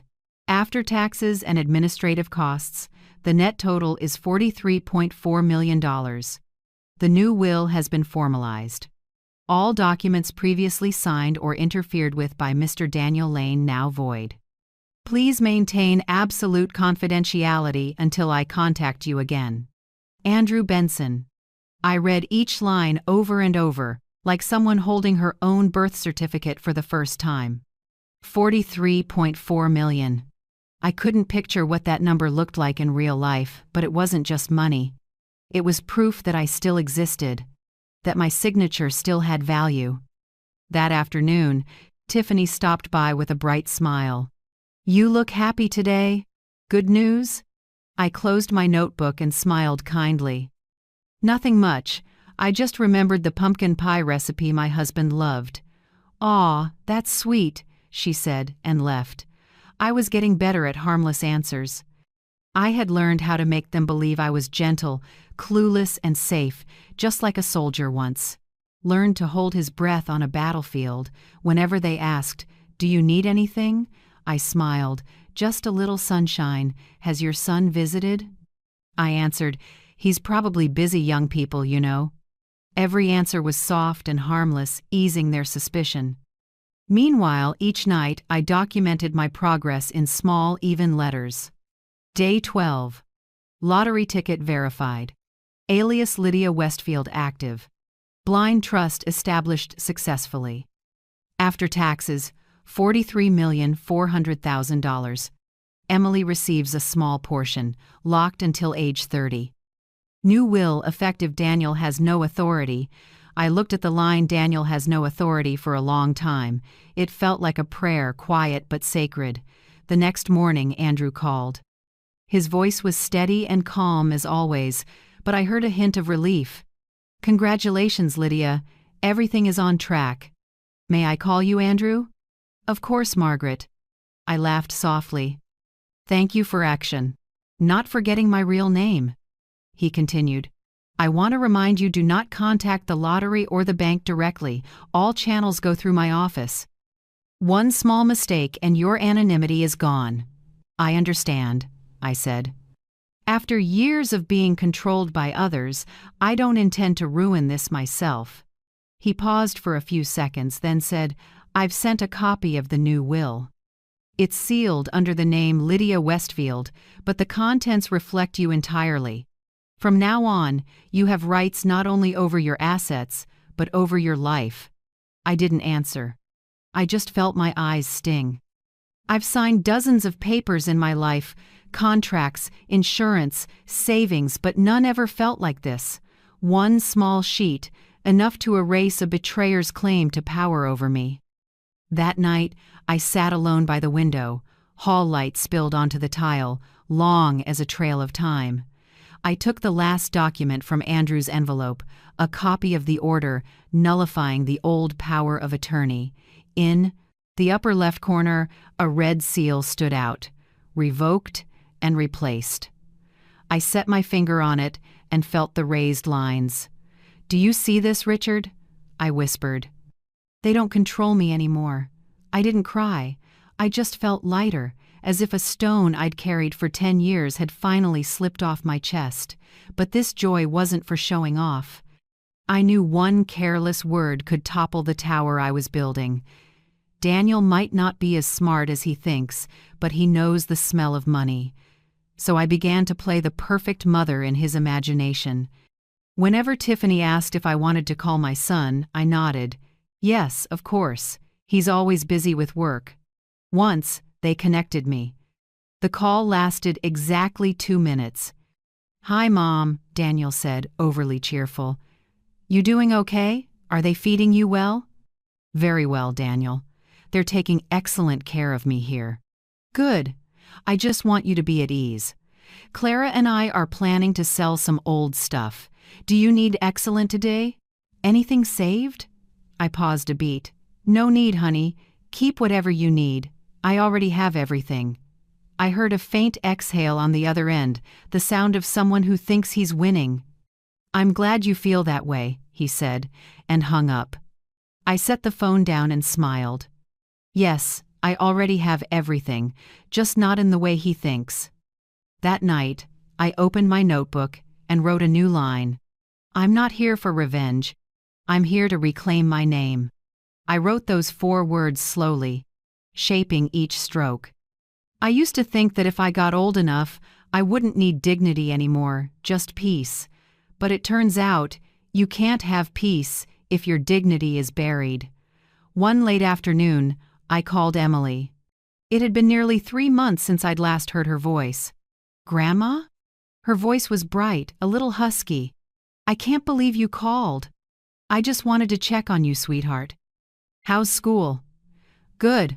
I'm working part-time at the library. The pay is small, but I like being around books. I laughed. Just like me back in the day. Are you okay? I sent letters, but I guess they didn't deliver them. I'm fine. Just a bit cold. I wanted to tell her everything. The ticket, the trust, the name Lydia Westfield, the future I was quietly rebuilding for her. But I couldn't. This secret, if it reached the wrong ears, could burn everything down. I miss you, was all I said. I miss you too. When I'm allowed, I'll come visit. Don't worry, honey. Things will get better. I heard wind on the line and pictured her face in the afternoon sun, eyes bright just like Richard's when he was young. When the call ended, I held the receiver for a long time, listening to the dial tone like the slow heartbeat of something coming back to life. Night fell. I stitched up the pocket of my gray coat, the place I kept everything important.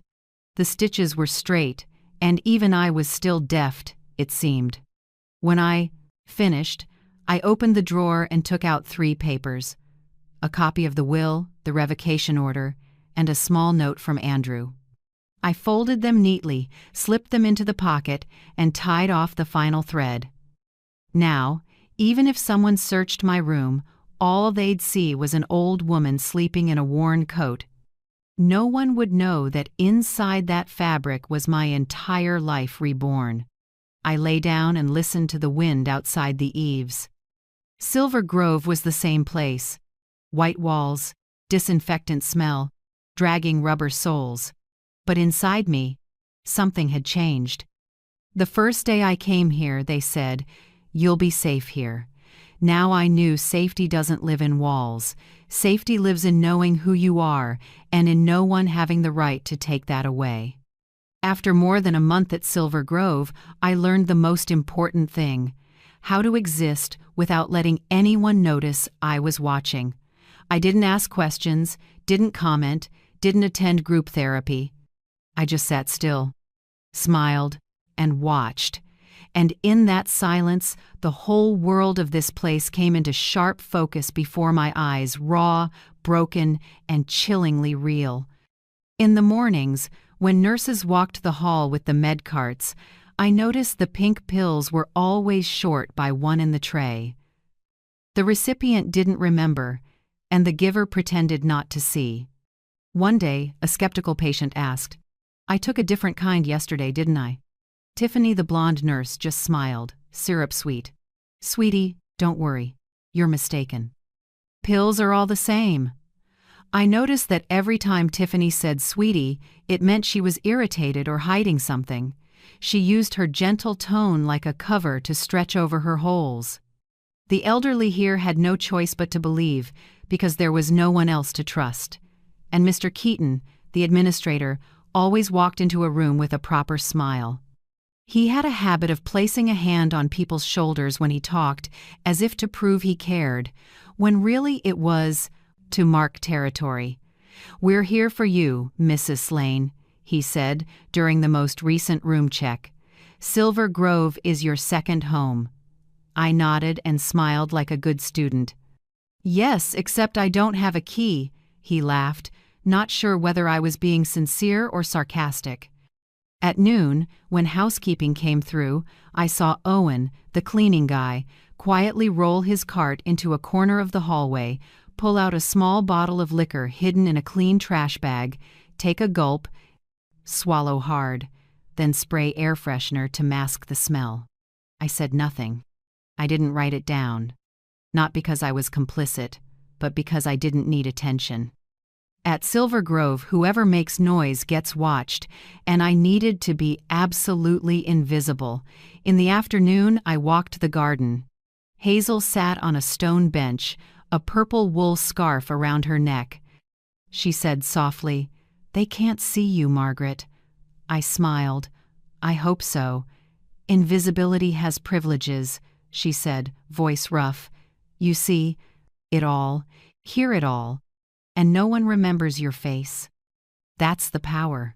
I nodded. Hazel always understood without me saying much. One Saturday morning, Tiffany came in, cheerier than usual. "You have a visitor today, Mrs. Lane." "Your son." I looked at the door. Daniel stood there. Blue shirt, glossy shoes, paper bag in hand like a dutiful son visiting his mother. But to me, he was a stranger wearing a familiar face. "Hi, Mom," he said, his voice warm in a practiced way. "Are you getting used to it?" I nodded, smiling lightly. "Everyone here is very kind. You don't have to worry." He pulled a chair across from me, set the bag down. "I brought some of those waffles you like. Oh, and I've been thinking about the property taxes on Elmwood Street. The house has been empty so long, and the taxes are high." I looked straight into my son's eyes. "What do you plan to do?" "Sell it, Mom. Keep it simple. I have a buyer interested. The money will go into a joint account. You'll still get your share." When I heard my son talk about selling the house I had protected my whole life, my chest tightened. Maybe it wasn't the walls I mourned, but the realization that my love had been priced. What about you? In that conversation, was there a sentence that hit you the hardest, one you can't forget? Tell me in the comments below. I want to know what your heart felt when you heard a son speak to his mother like that. I gave a thin smile. "A joint account? Like the house papers, right?" Daniel froze for a second. Then his voice shifted softer. "Mom, I'm only trying to help. That house is run down. No one's taking care of it." I was quiet for a few seconds, then said slowly, "You know, I found a piece of paper in an old coat the other day." He blinked. "What paper?" "A paper that you'd be very interested in if you knew what it was." His face paled just a flicker, but he couldn't stop it. "What paper?" he asked again, voice higher. I shook my head and smiled. "Nothing, just a piece of paper. But I'll keep it safe." He stood, stiff. "Don't worry me, Mom. I just want you to be stable. I have to go." "All right," I said. "Drive carefully." The door closed. I stayed seated, listening to his footsteps fade down the hall. Inside me rose a taste both sour and sweet, like someone who set a trap successfully, yet still felt sorry for the creature that walked into it. That afternoon, Hazel looked at me and asked softly, "You're smiling more than usual today. Something happen?" "Nothing, Hazel," I said. "I just remembered an old lesson." "What lesson?" "When people think you're weak, let them. The longer they think it, the less guarded they are." She nodded, cloudy eyes brightening as if she understood better than anyone. That evening, I opened my small journal under the dim yellow light and wrote, "Daniel visited. Same smile, same voice, same words. He wants to sell Elmwood Street." I mentioned a paper in my coat. He turned pale. Another brick in the wall. I closed the notebook and blew out the light. In the hallway, Tiffany's rubber soles sounded again, along with her familiar call. "Sweetie, meds time." I chuckled softly in the dark. Maybe for the first time since I came to Silver Grove, I wasn't afraid of that call anymore. Because I knew I had become part of the wall, a crack in the system they couldn't see. And from the shadows, I was rebuilding my world, one brick at a time. That night, the phone in my room rang softly. I grabbed it quickly, not wanting to wake Hazel. "Grandma?" Emily's voice was small, shaky. "Dad said he's going to sell your car, the silver one Grandpa bought you back then." I closed my eyes. "That car, Richard picked it for me and said, 'It fits your hands.' I heard it at dinner." Emily rushed on. "I didn't want you to be blindsided." I took a breath. "Thank you, sweetheart. Don't worry. I know what they'll do before they do it." "Are you okay?" "Better than ever."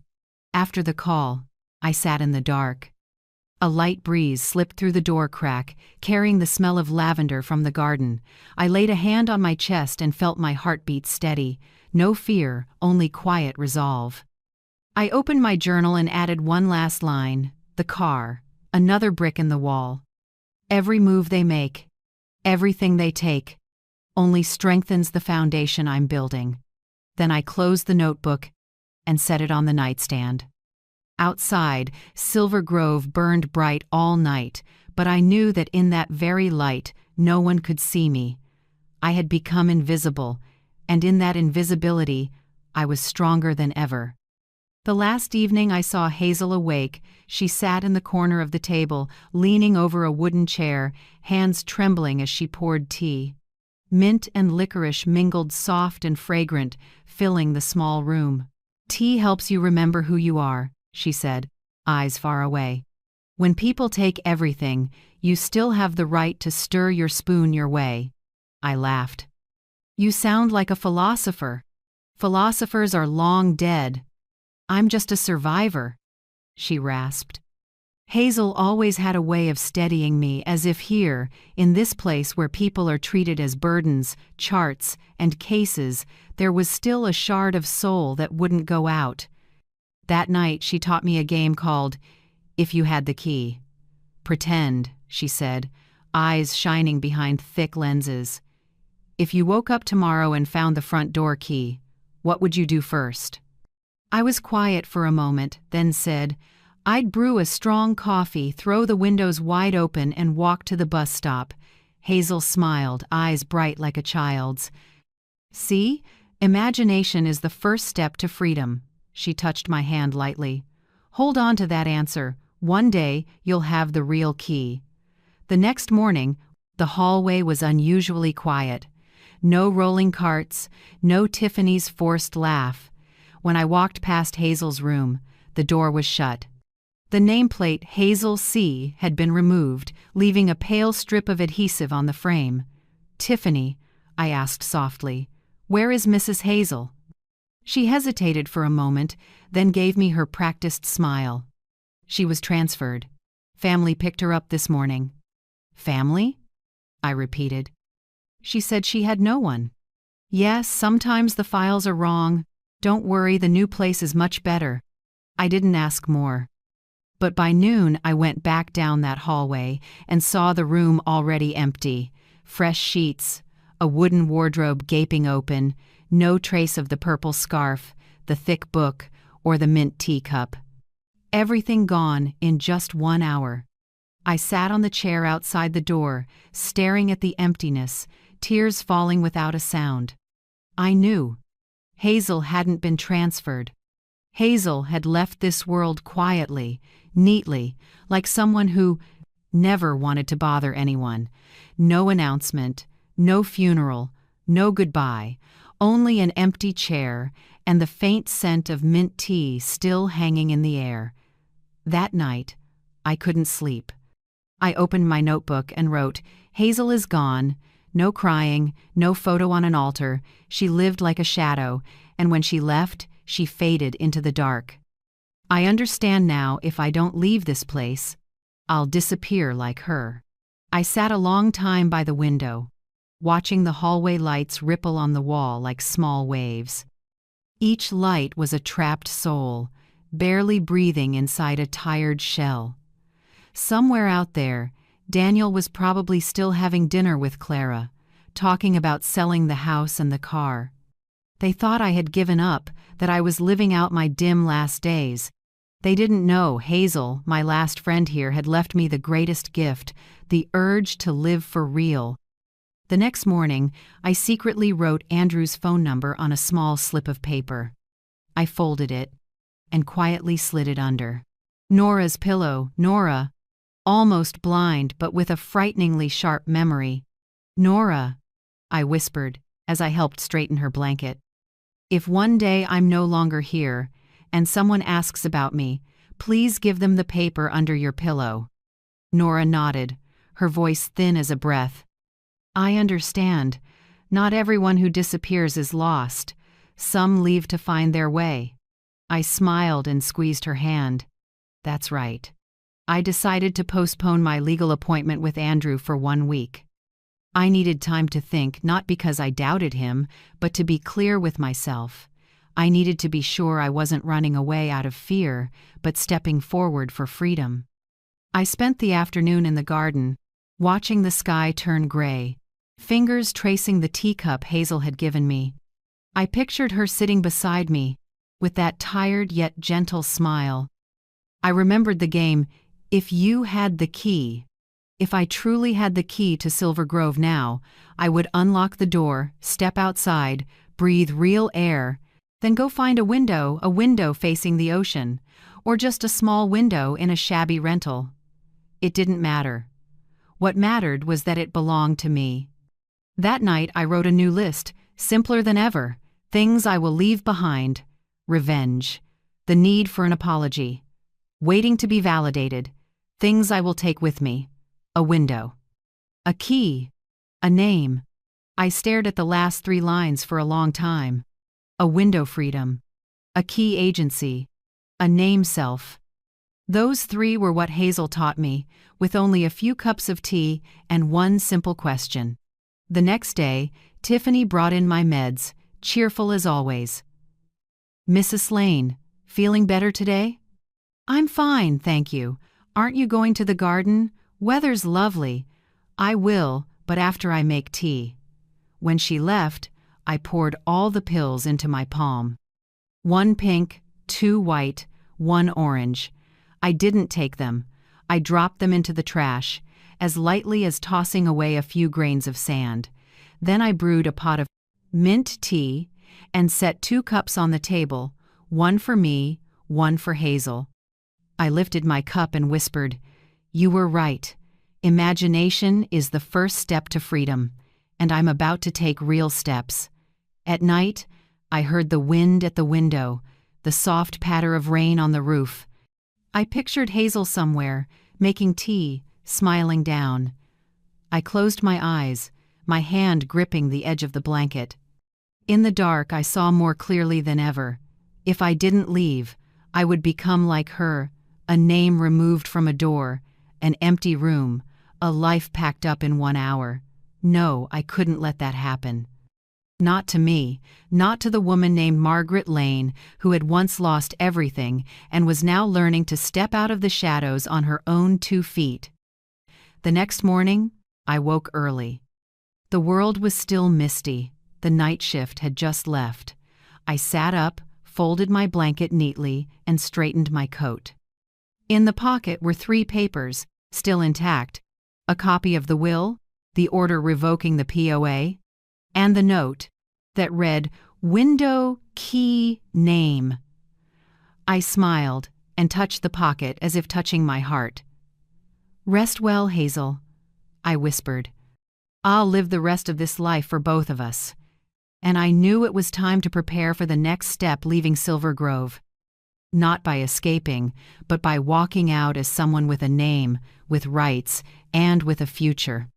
2 weeks after Hazel's death, the air in Silver Grove was still thick with disinfectant, but inside me, another scent had risen, the scent of preparation. I had spent enough time watching, learning, waiting. Now it was time to pull the first thread from the skein. Daniel and Clara had wrapped around me. One quiet morning, Tiffany brought a thick envelope stamped with the Harborstone Realty logo in the upper left corner.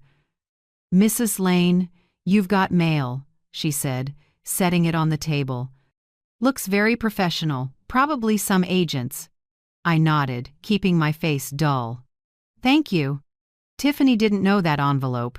Wasn't a coincidence, it was bait Andrew and I had prepared carefully. Inside was a letter of interest to purchase Elmwood House, my old home, valuing it at $1.35 million. The tone was polite and formal. "Dear owner, Harborstone Realty expresses sincere interest in purchasing the property at 12 Elmwood Street. The area is being developed into a high-end residential district, and we are prepared to negotiate within a range of $1.3 to $1.4 million, depending on condition. Please contact our office directly at 617-428 XXXX. Ask for Mr. Andrew Benson, legal representative of the company." I read it 3 times, then smiled. Andrew had gotten every detail right: embossed logo, heavy stock, a postmarked envelope that looked authentic. But the most delicate touch wasn't in the letter, it was in the recipient. The letter wasn't addressed to me. It was sent to Clara Lane, who was living in that house and who was always home at 10 a.m., the exact time she usually went live to cook and show off the vintage kitchen my mother-in-law gifted us. The courier wore a proper delivery uniform, arrived on the dot, and knocked 3 times. I could picture it: Clara in a silk dress, mid-sentence, "The secret to a good soufflé is," turning to take the letter. Her face freezing at the words, "Offer for purchase, 12 Elmwood Street." She would definitely open it immediately, before ending the live stream. That afternoon, Emily called, her voice a mix of amazement and delight. "Grandma, Dad and Mom are freaking out. Someone just sent a letter offering to buy the house for over $1 million. Mom says sell it, Dad says don't touch it because your name's still on it." I let her spill it all out, then answered gently, "Not everything they stand on belongs to them, Emily."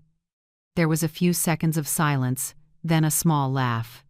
"Grandma, what are you doing?" "Sometimes people need a reminder of where they're standing, sweetheart." That evening, the phone rang in my room. This time it wasn't Emily. Daniel's voice trembled, hurried. "Mom, did you get a letter from Harborstone?" "They sent it by mistake. I'm handling it." What letter? I asked, feigning innocence. The purchase offer. They're saying $1.5 million. Don't worry about it. I'll deal with them. Oh, but I'm still the owner, right? He went quiet for a few seconds. Yes, legally you are. But the power of attorney, I remember revoking that, I said slowly. They should call my lawyer, not you. Only his heavy breathing remained. Mom, you have a lawyer?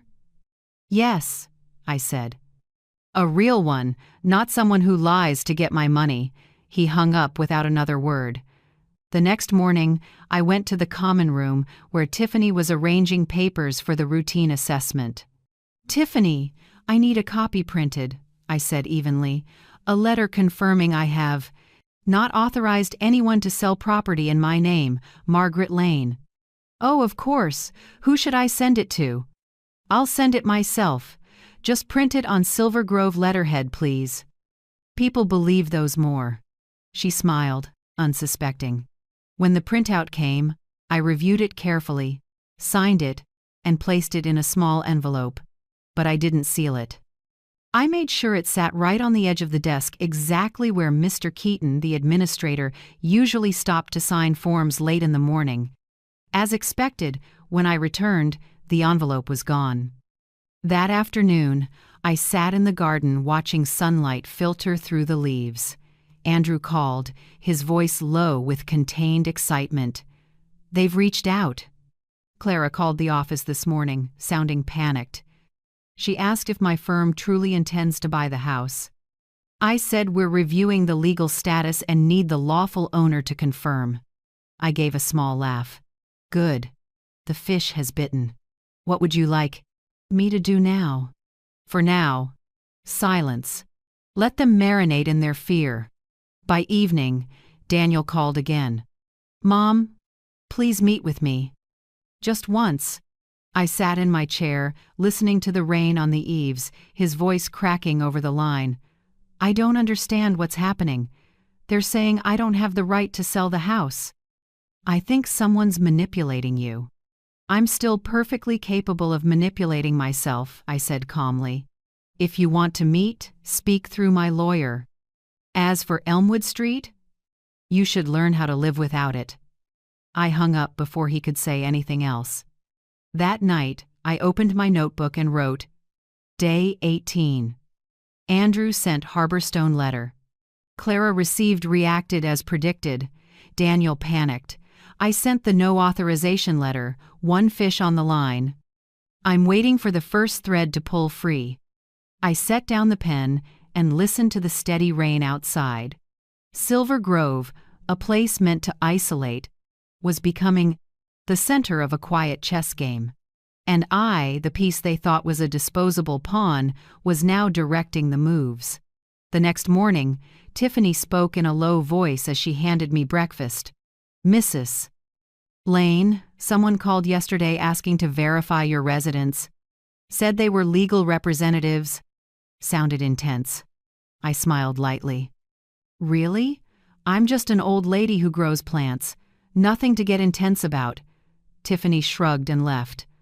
I looked out the window. The first light of day hit the glass, reflecting my silhouette thin, small, but standing straight. Outside, the breeze stirred the lavender trellis, each purple bloom trembling like a small promise of freedom. I knew that from this moment, the first thread had truly come loose. Once it started unraveling, the whole skein wouldn't stop, and when that happened, I would no longer be invisible.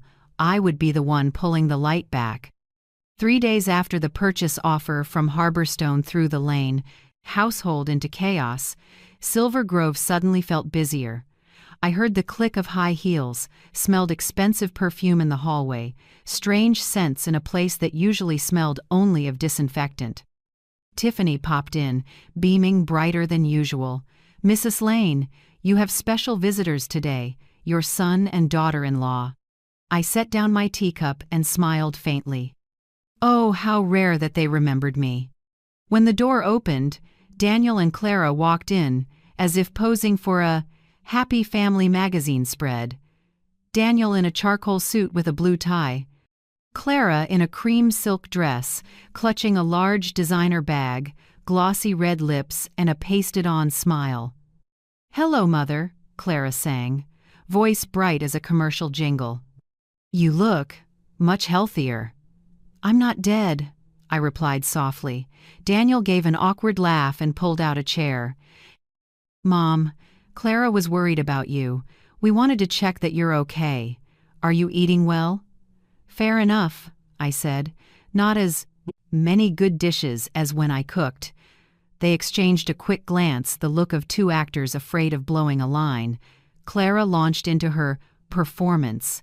"Mother, I really regret leaving you here this long. I want you to move back home. We can rearrange the living room and hire a private caregiver. You'll be so much more comfortable." I didn't answer. I just smiled.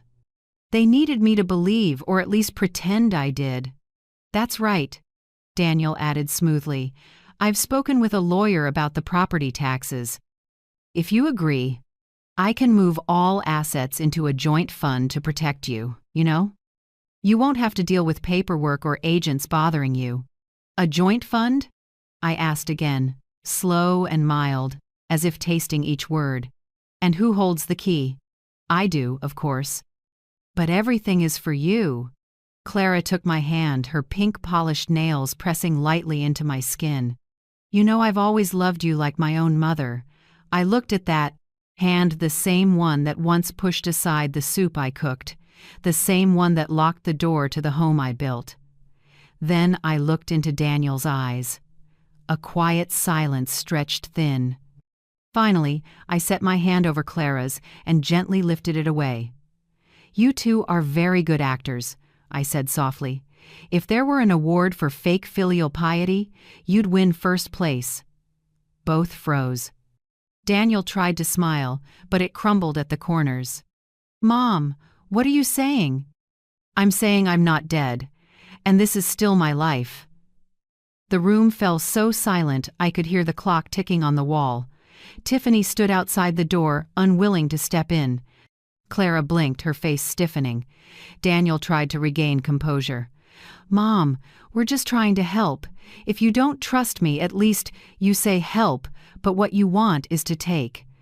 You can't help anyone if you haven't learned to stand on your own feet." My voice wasn't loud, but it was cold and clear.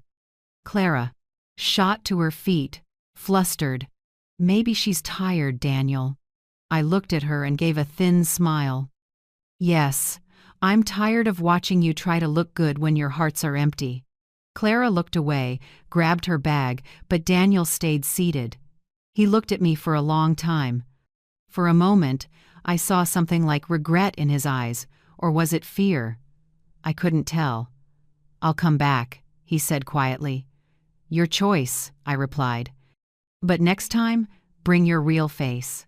A week later, Daniel returned alone. No suit, no smile.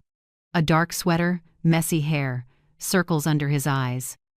"Mom," he said, sitting across from me. "I'm sorry. Clara shouldn't have said that. I shouldn't have." "Good.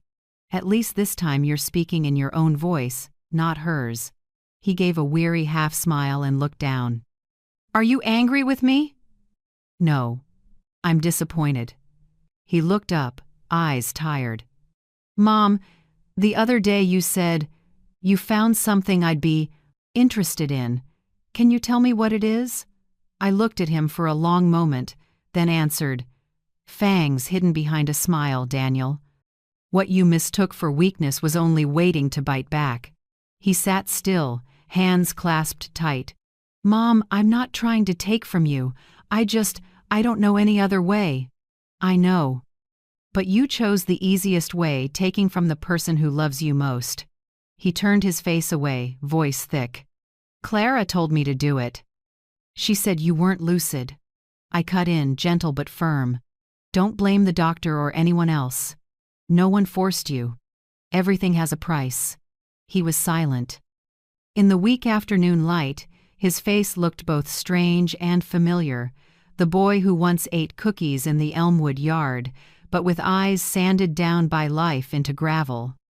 After a while he asked quietly, "Do you regret it now?" "Me?" I gave a soft laugh. "I don't regret it. We're not okay yet, but at least now we're honest." Daniel nodded, his eyes red. He stood, walked to the door, then turned back, saying nothing, only bowing his head deeply. The door closed behind him, leaving me in the quiet room. Tiffany poked her head in, about to ask if I needed meds. I waved her off. That night, I didn't write in my notebook. No need. I just sat by the window, listening to wind slide through the window seam, carrying a faint trace of lavender. I touched my chest, where my heart still beat, slow and steady. Each beat a reminder, I am still here. No one, not even my son, gets to deny that. In life, some battles need no gunfire. The right silence at the right time and one true sentence is enough to make the mask fall. I closed my eyes gently. My liberation didn't begin with a scream, but with a smile that knew I had already won. 3 weeks after my last meeting with Daniel, Andrew called me early in the morning. His voice was calm but carried that familiar urgency. "Margaret," he said, "the court has set a date to hear the petition to revoke the power of attorney. The hearing will be next Thursday. Don't worry, I'll prepare everything." I was quiet for a moment, then answered, "Are you sure they'll listen to an old woman locked in a nursing home?" Andrew gave a small laugh. "Not only listen, they'll have to take down every word. Because this time, you're not begging. You're claiming what has always been yours." That sentence tightened my chest. For years, I'd grown used to bowing my head, ducking the waves. This time, I would walk up on shore soaked, but standing straight. That morning, Tiffany helped me pick out clothes.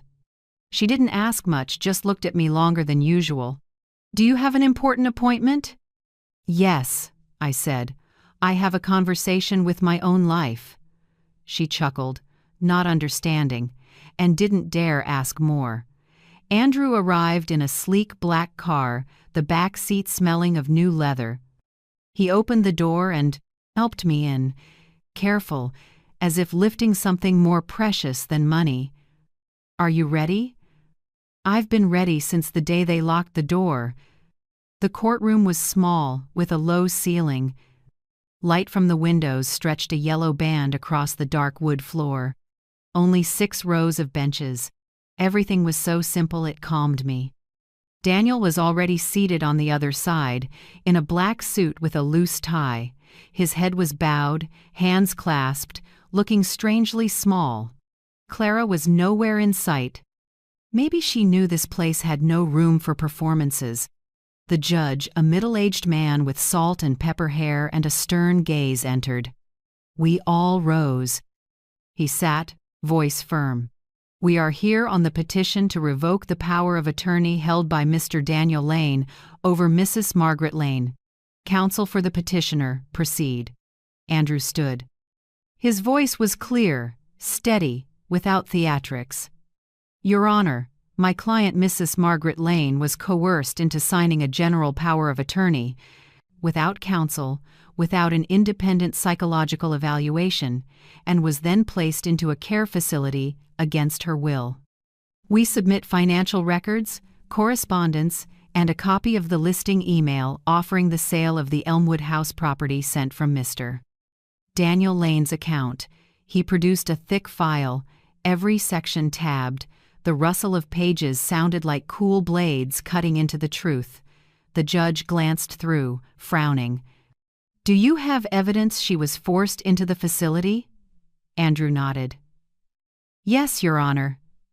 This is an audio recording from a nurse's cell phone and a statement from an EMT witness confirming Mrs. Lane was alert, objected to admission, but was transported under family authorization." I looked at Daniel. His shoulders flickered. He avoided my eyes. Andrew continued, "We also submit an independent psychological evaluation from a physician affiliated with Boston University. Conclusion: Mrs. Margaret Lane is fully lucid, oriented to time and place, and understands the legal consequences of her actions. The judge gave a small nod, turned a few more pages, then looked at me, voice low. Mrs. Lane, anything you'd like to add? I stood. My hands trembled a little, but my voice didn't. Your Honor, I only want to say this. I am not ill. I was betrayed. They didn't take me for treatment. They took me to make me invisible. I never signed anything of my own free will. And today, I'm here to take back my name. No one spoke, just the light tap of a pen on the bench. The judge studied me, then nodded. I understand, Mrs. Lane. He turned to Daniel. Mr. Lane, your response. Daniel swallowed, his voice tight. Your Honor, I only wanted to protect my mother. The doctor said she wasn't well, and Clara, my wife, said if we didn't do it, she'd lose all her money. I wasn't trying to take anything. Do you have proof of that? The judge asked. Silence. Daniel's clenched hands went pale. After a few seconds, the judge leaned back, took off his glasses, and spoke clearly. The court finds no basis to conclude that Mrs. Margaret Lane lacks capacity. All powers of attorney held by Mr. Daniel Lane are revoked effective immediately. The court orders a freeze on all related accounts and recognizes Mrs. Margaret Lane as the sole lawful owner of the property at 12 Elmwood Street. He struck the gavel. One short knock, but it echoed far. I sat still for a few seconds, as if my heart had just been cut free from a cord that had cinched it for years. Andrew looked over and gave a small nod. It's done. I looked at him, smiled faintly. No, Andrew, now it starts. As I stood, Daniel stepped closer, lips twitching. Mom, I don't need the money, I mean it. I looked at him, the window light on the face of the boy I once lulled to sleep. Good, I said slowly. Because you will never touch it. He wanted to say more, but I had already turned away. My steps were firm, lighter than the hallway breeze. Outside the courthouse, sunlight spilled over the steps, bright gold. I inhaled, lungs filling like it was the first true air I'd breathed in years. Andrew walked beside me, silent. He knew some victories don't need celebration, only quiet to feel them. I looked back at the little courthouse, narrow windows, weathered roof where a period had been placed on the long sentence of being locked up in the name of love. On the drive back, the road curved through rolling hills. Afternoon light fell over brown roofs, fields of bright yellow grass, and gray fences. A deer darted across the road now and then, light as breath. No one spoke. The steady engine hummed like an old lullaby. I closed my eyes and thought of Richard. When we were young, he used to say, "When you're tired, drive toward the sunset, then stop wherever the air smells like water." Maybe that's exactly what I was doing now. When the car rounded the last bend, a small white cottage by the lake appeared. Green shutters, purple vines climbing the porch, a thin ribbon of smoke rising from the chimney like someone had just put water on to boil. I opened the door and stepped out. The lake breeze was cool, smelling of water and lavender, and it felt like I was breathing in my lost youth. Inside, the house was tidy and bright. A white curtain swayed. On the birch table sat a steaming teapot, mint and licorice, Hazel's scent. I didn't ask who prepared it. I didn't need to know. Some gifts are meant to be received in silence. I hung my coat on the hook and sat by the window. Late sun spilled honey gold across the table. I took out a new notebook and opened to the first page. The pen shook slightly, but the letters were clear. I was never small. I was made small. I set the period and closed the book. There was nothing left to prove. That first night in the new house, I didn't lock the door. Wind on the porch and the lake's small waves made a wordless song for someone newly free. I lay in bed and listened. No nurse's footsteps, no call bells, no syrupy voice saying my name. only a pure quiet I'd never dared to dream of. I fell asleep to tea and cold air, my heart light, as if everything heavy had fallen off behind the gate of Silver Grove. The next morning, I woke early. Sunlight slipped through the shutters onto the pale wood floor. Birds chattered in the garden. The lake lapped softly. Butter hissed in the pan. I made coffee, sliced bread, spread butter, and ate alone. No questions, no instructions, no rushing. And in that silence, I felt freer than ever. After breakfast, I sat down to write letters. In front of me were three things: a thick envelope with copies of the Lydia Westfield Trust, an old photo of Richard and me, taken at the Elmwood house the day we finished the first porch roof, and a 4-page handwritten letter for Emily. I wrote in my familiar hand, slow, like round, speaking. Dear Emily, by the time you read this, I may be somewhere else, a place you don't need to come looking for. Only trust that I'm at peace. I'm leaving you something no one can take, the chance to live the way you choose without leaning on anyone. When I was young, I thought love meant giving everything away. Now I know real love is keeping enough for yourself to stand. If you see a silver key in the envelope, keep it. It opens a lakeside cottage where I'm living. Someday, when you need quiet, come here. There's always a teapot ready in the kitchen. I signed, Grandma Margaret. Then I slipped in the photo and the trust envelope, tied it with a blue ribbon, and wrote on the front, to Emily Ross, do not open in a hurry. I took it outside and handed it to the mailman passing along the dirt lane. Please send this to this address. He nodded. You got it, ma'am.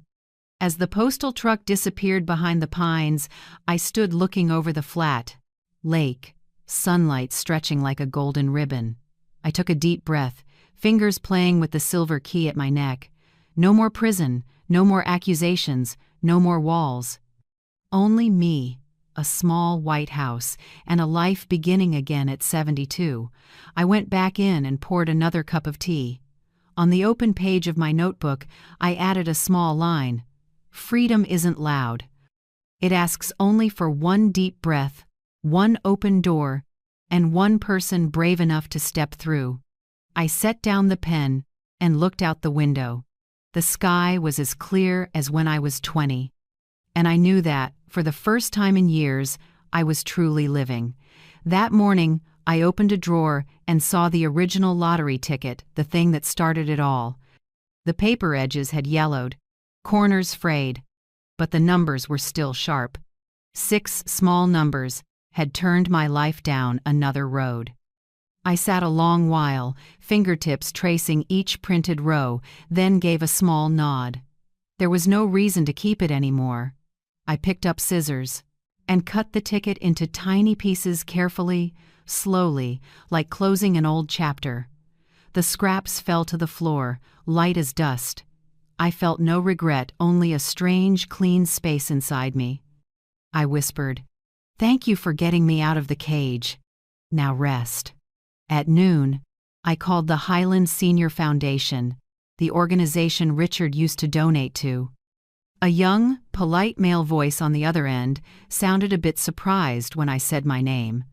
"This is Margaret Lane," I introduced myself. "Or, if it's easier, you can call me Lydia Westfield." A brief pause. Then he asked, "Which program would you like assistance with, ma'am?" I smiled. "I don't need assistance. I want to fund," I explained. "I wanted to start a new initiative, Second Voice, a program to help older adults abused by family or manipulated out of assets regain control over their lives." "It doesn't need to be grand," I said. "It just needs lawyers, therapists, and a phone line people can call when their voices have been taken." The staffer was nearly speechless. "Ma'am, that's a wonderful idea. We'll draft the agreement right away." I smiled, my voice light as the breeze. "Good. I don't need my name on any wall. Just make sure anyone locked up in love has a way out." That afternoon, I turned to something else. On the table in the golden light was a folder for a new grant, the Richard Lane Grant. It's for people 55 and older who want to learn a new trade. I remembered when Richard retired. He'd said, if I still had the strength, I'd learn carpentry. Nothing is sadder than leaving the old to live only on the past. So I did it for him, for everyone who's been told it's too late to begin again. I signed Margaret Lydia Lane, set down the pen, and felt a warm hush inside. In my memory, I heard Richard's soft laugh. You always do what people think you can't. That evening, Emily called. Her voice shook. Grandma, I just got your letter and the envelope. I don't know what to say. Thank you. I smiled. Gentle. No thanks needed, Emily. You just need to live safely and kindly. She sniffled. Grandma, I miss you so much. I miss you too, I said, but now you have to learn to stand on your own. I only need to know you're safe. I'm safe, she whispered. That was the sentence I'd dreamed of hearing, not from my son, but from a granddaughter who understands me with her heart, not with her interests. After that call, I wrote another letter to Daniel. Not long, not bitter, just clear and cool. Daniel, I'm no longer angry, and I no longer pity you. Life will teach you what I could not, that you don't lose power by giving, only when you let someone take your self-respect. Everything between us has been resolved. Do not attempt to contact me again. I wish you peace, but I will never return to the place you locked me. I CC'd Andrew so he could file it, not because I was afraid, but because I wanted everything recorded plainly, without sentiment. The next day, I stopped by the town post office. I brought a small, folded note. Inside were Andrew's phone number and the line, if someone needs help, give them this number. I didn't hand it to the foundation. I gave it to the young mail carrier, the one who often delivered to Silver Grove. Do you remember Mrs. Nora? I asked. The white hair, thick glasses? Yes, ma'am. Good. Next week, when you bring the root there, discreetly give her this note. Only her. He looked at me and nodded. I understand, ma'am. I stepped out of the post office and drew a long breath. I can't save everyone, but if one person, just one, can step out of that locked shadow the way I did, it will be enough. The day after, Andrew visited. You'd like to keep the alias Lydia Westfield on file, correct? I don't want to hide. I said, but I do want to choose when I appear. He smiled. So you want both identities formalized? Yes, one for work, one for rest. I have the right to live two lives if I choose. 3 weeks later, the certificate authorizing the use of the trade name Lydia Westfield was delivered to me. I looked at it and smiled. Now, if someone asks who I am, I can answer, I'm the person I choose to be. That afternoon, I walked down to the beach near the cottage. The sky was crystal blue. The waves were soft. The water threw back the sun in 1,000 silver shards. I stood for a long time, bare feet in damp sand, wind threading my hair. I lifted my head and looked out where the horizon melted into the sunset. Richard, I whispered, my name has come home. No answer came, only waves, and the salt stealing into old memories. But I knew somewhere. He was smiling. I picked up a small stone and tossed it lightly into the sea. It skipped a few times, then sank. Like the past, it doesn't vanish. It settles into the deep, no longer hurting me. Night fell. I sat at the table and lit a small candle. The open page waited. I wrote the last line of the new chapter.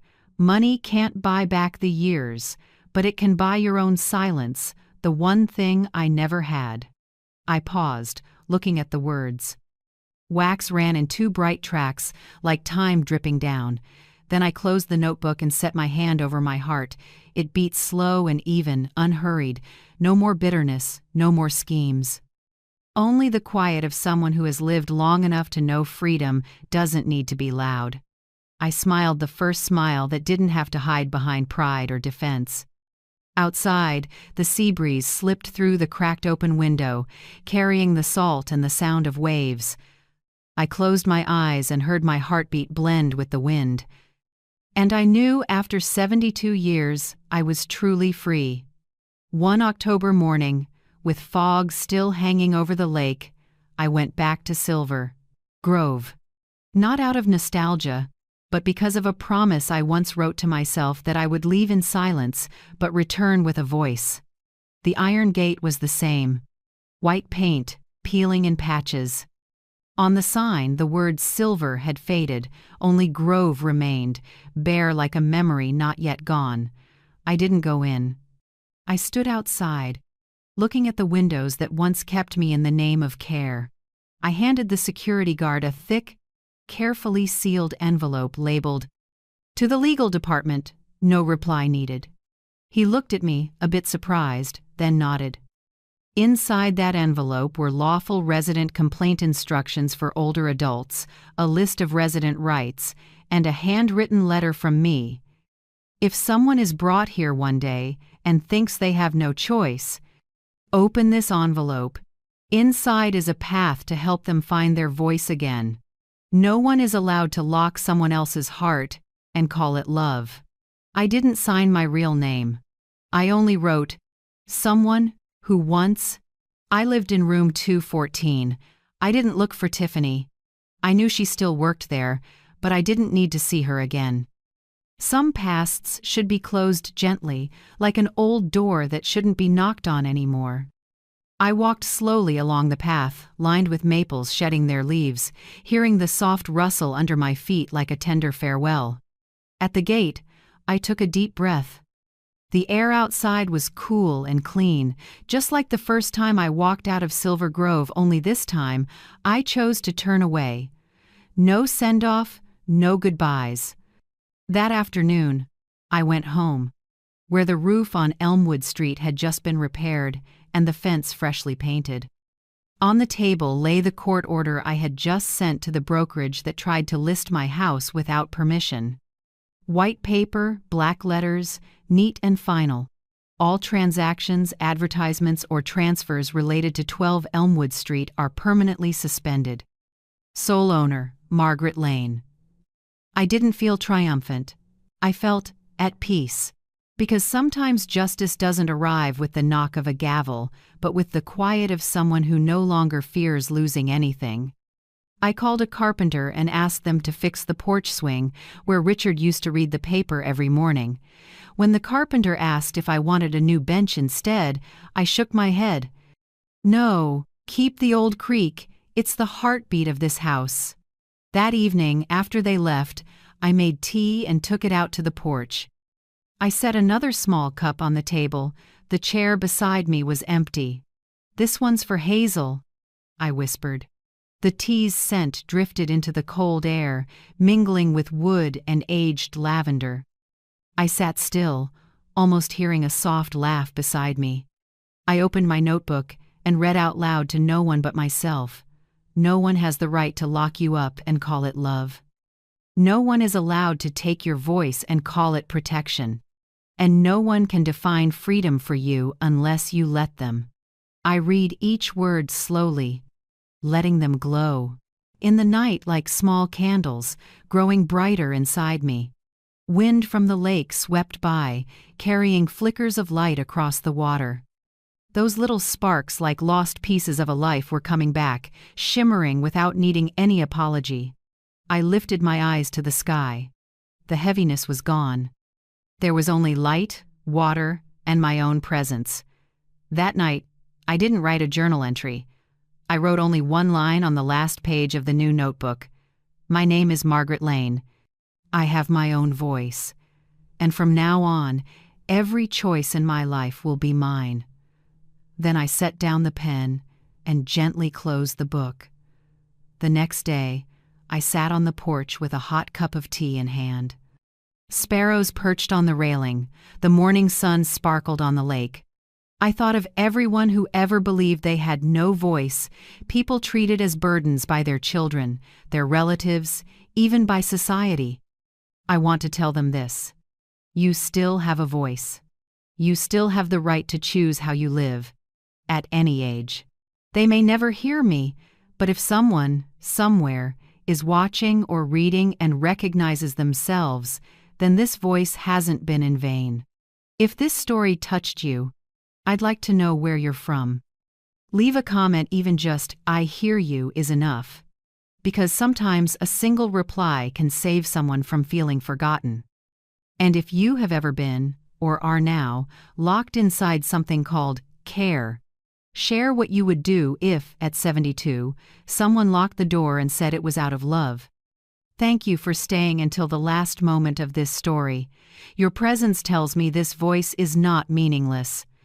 If what I shared matters to you, please like, subscribe, or share this story so someone somewhere knows they aren't alone.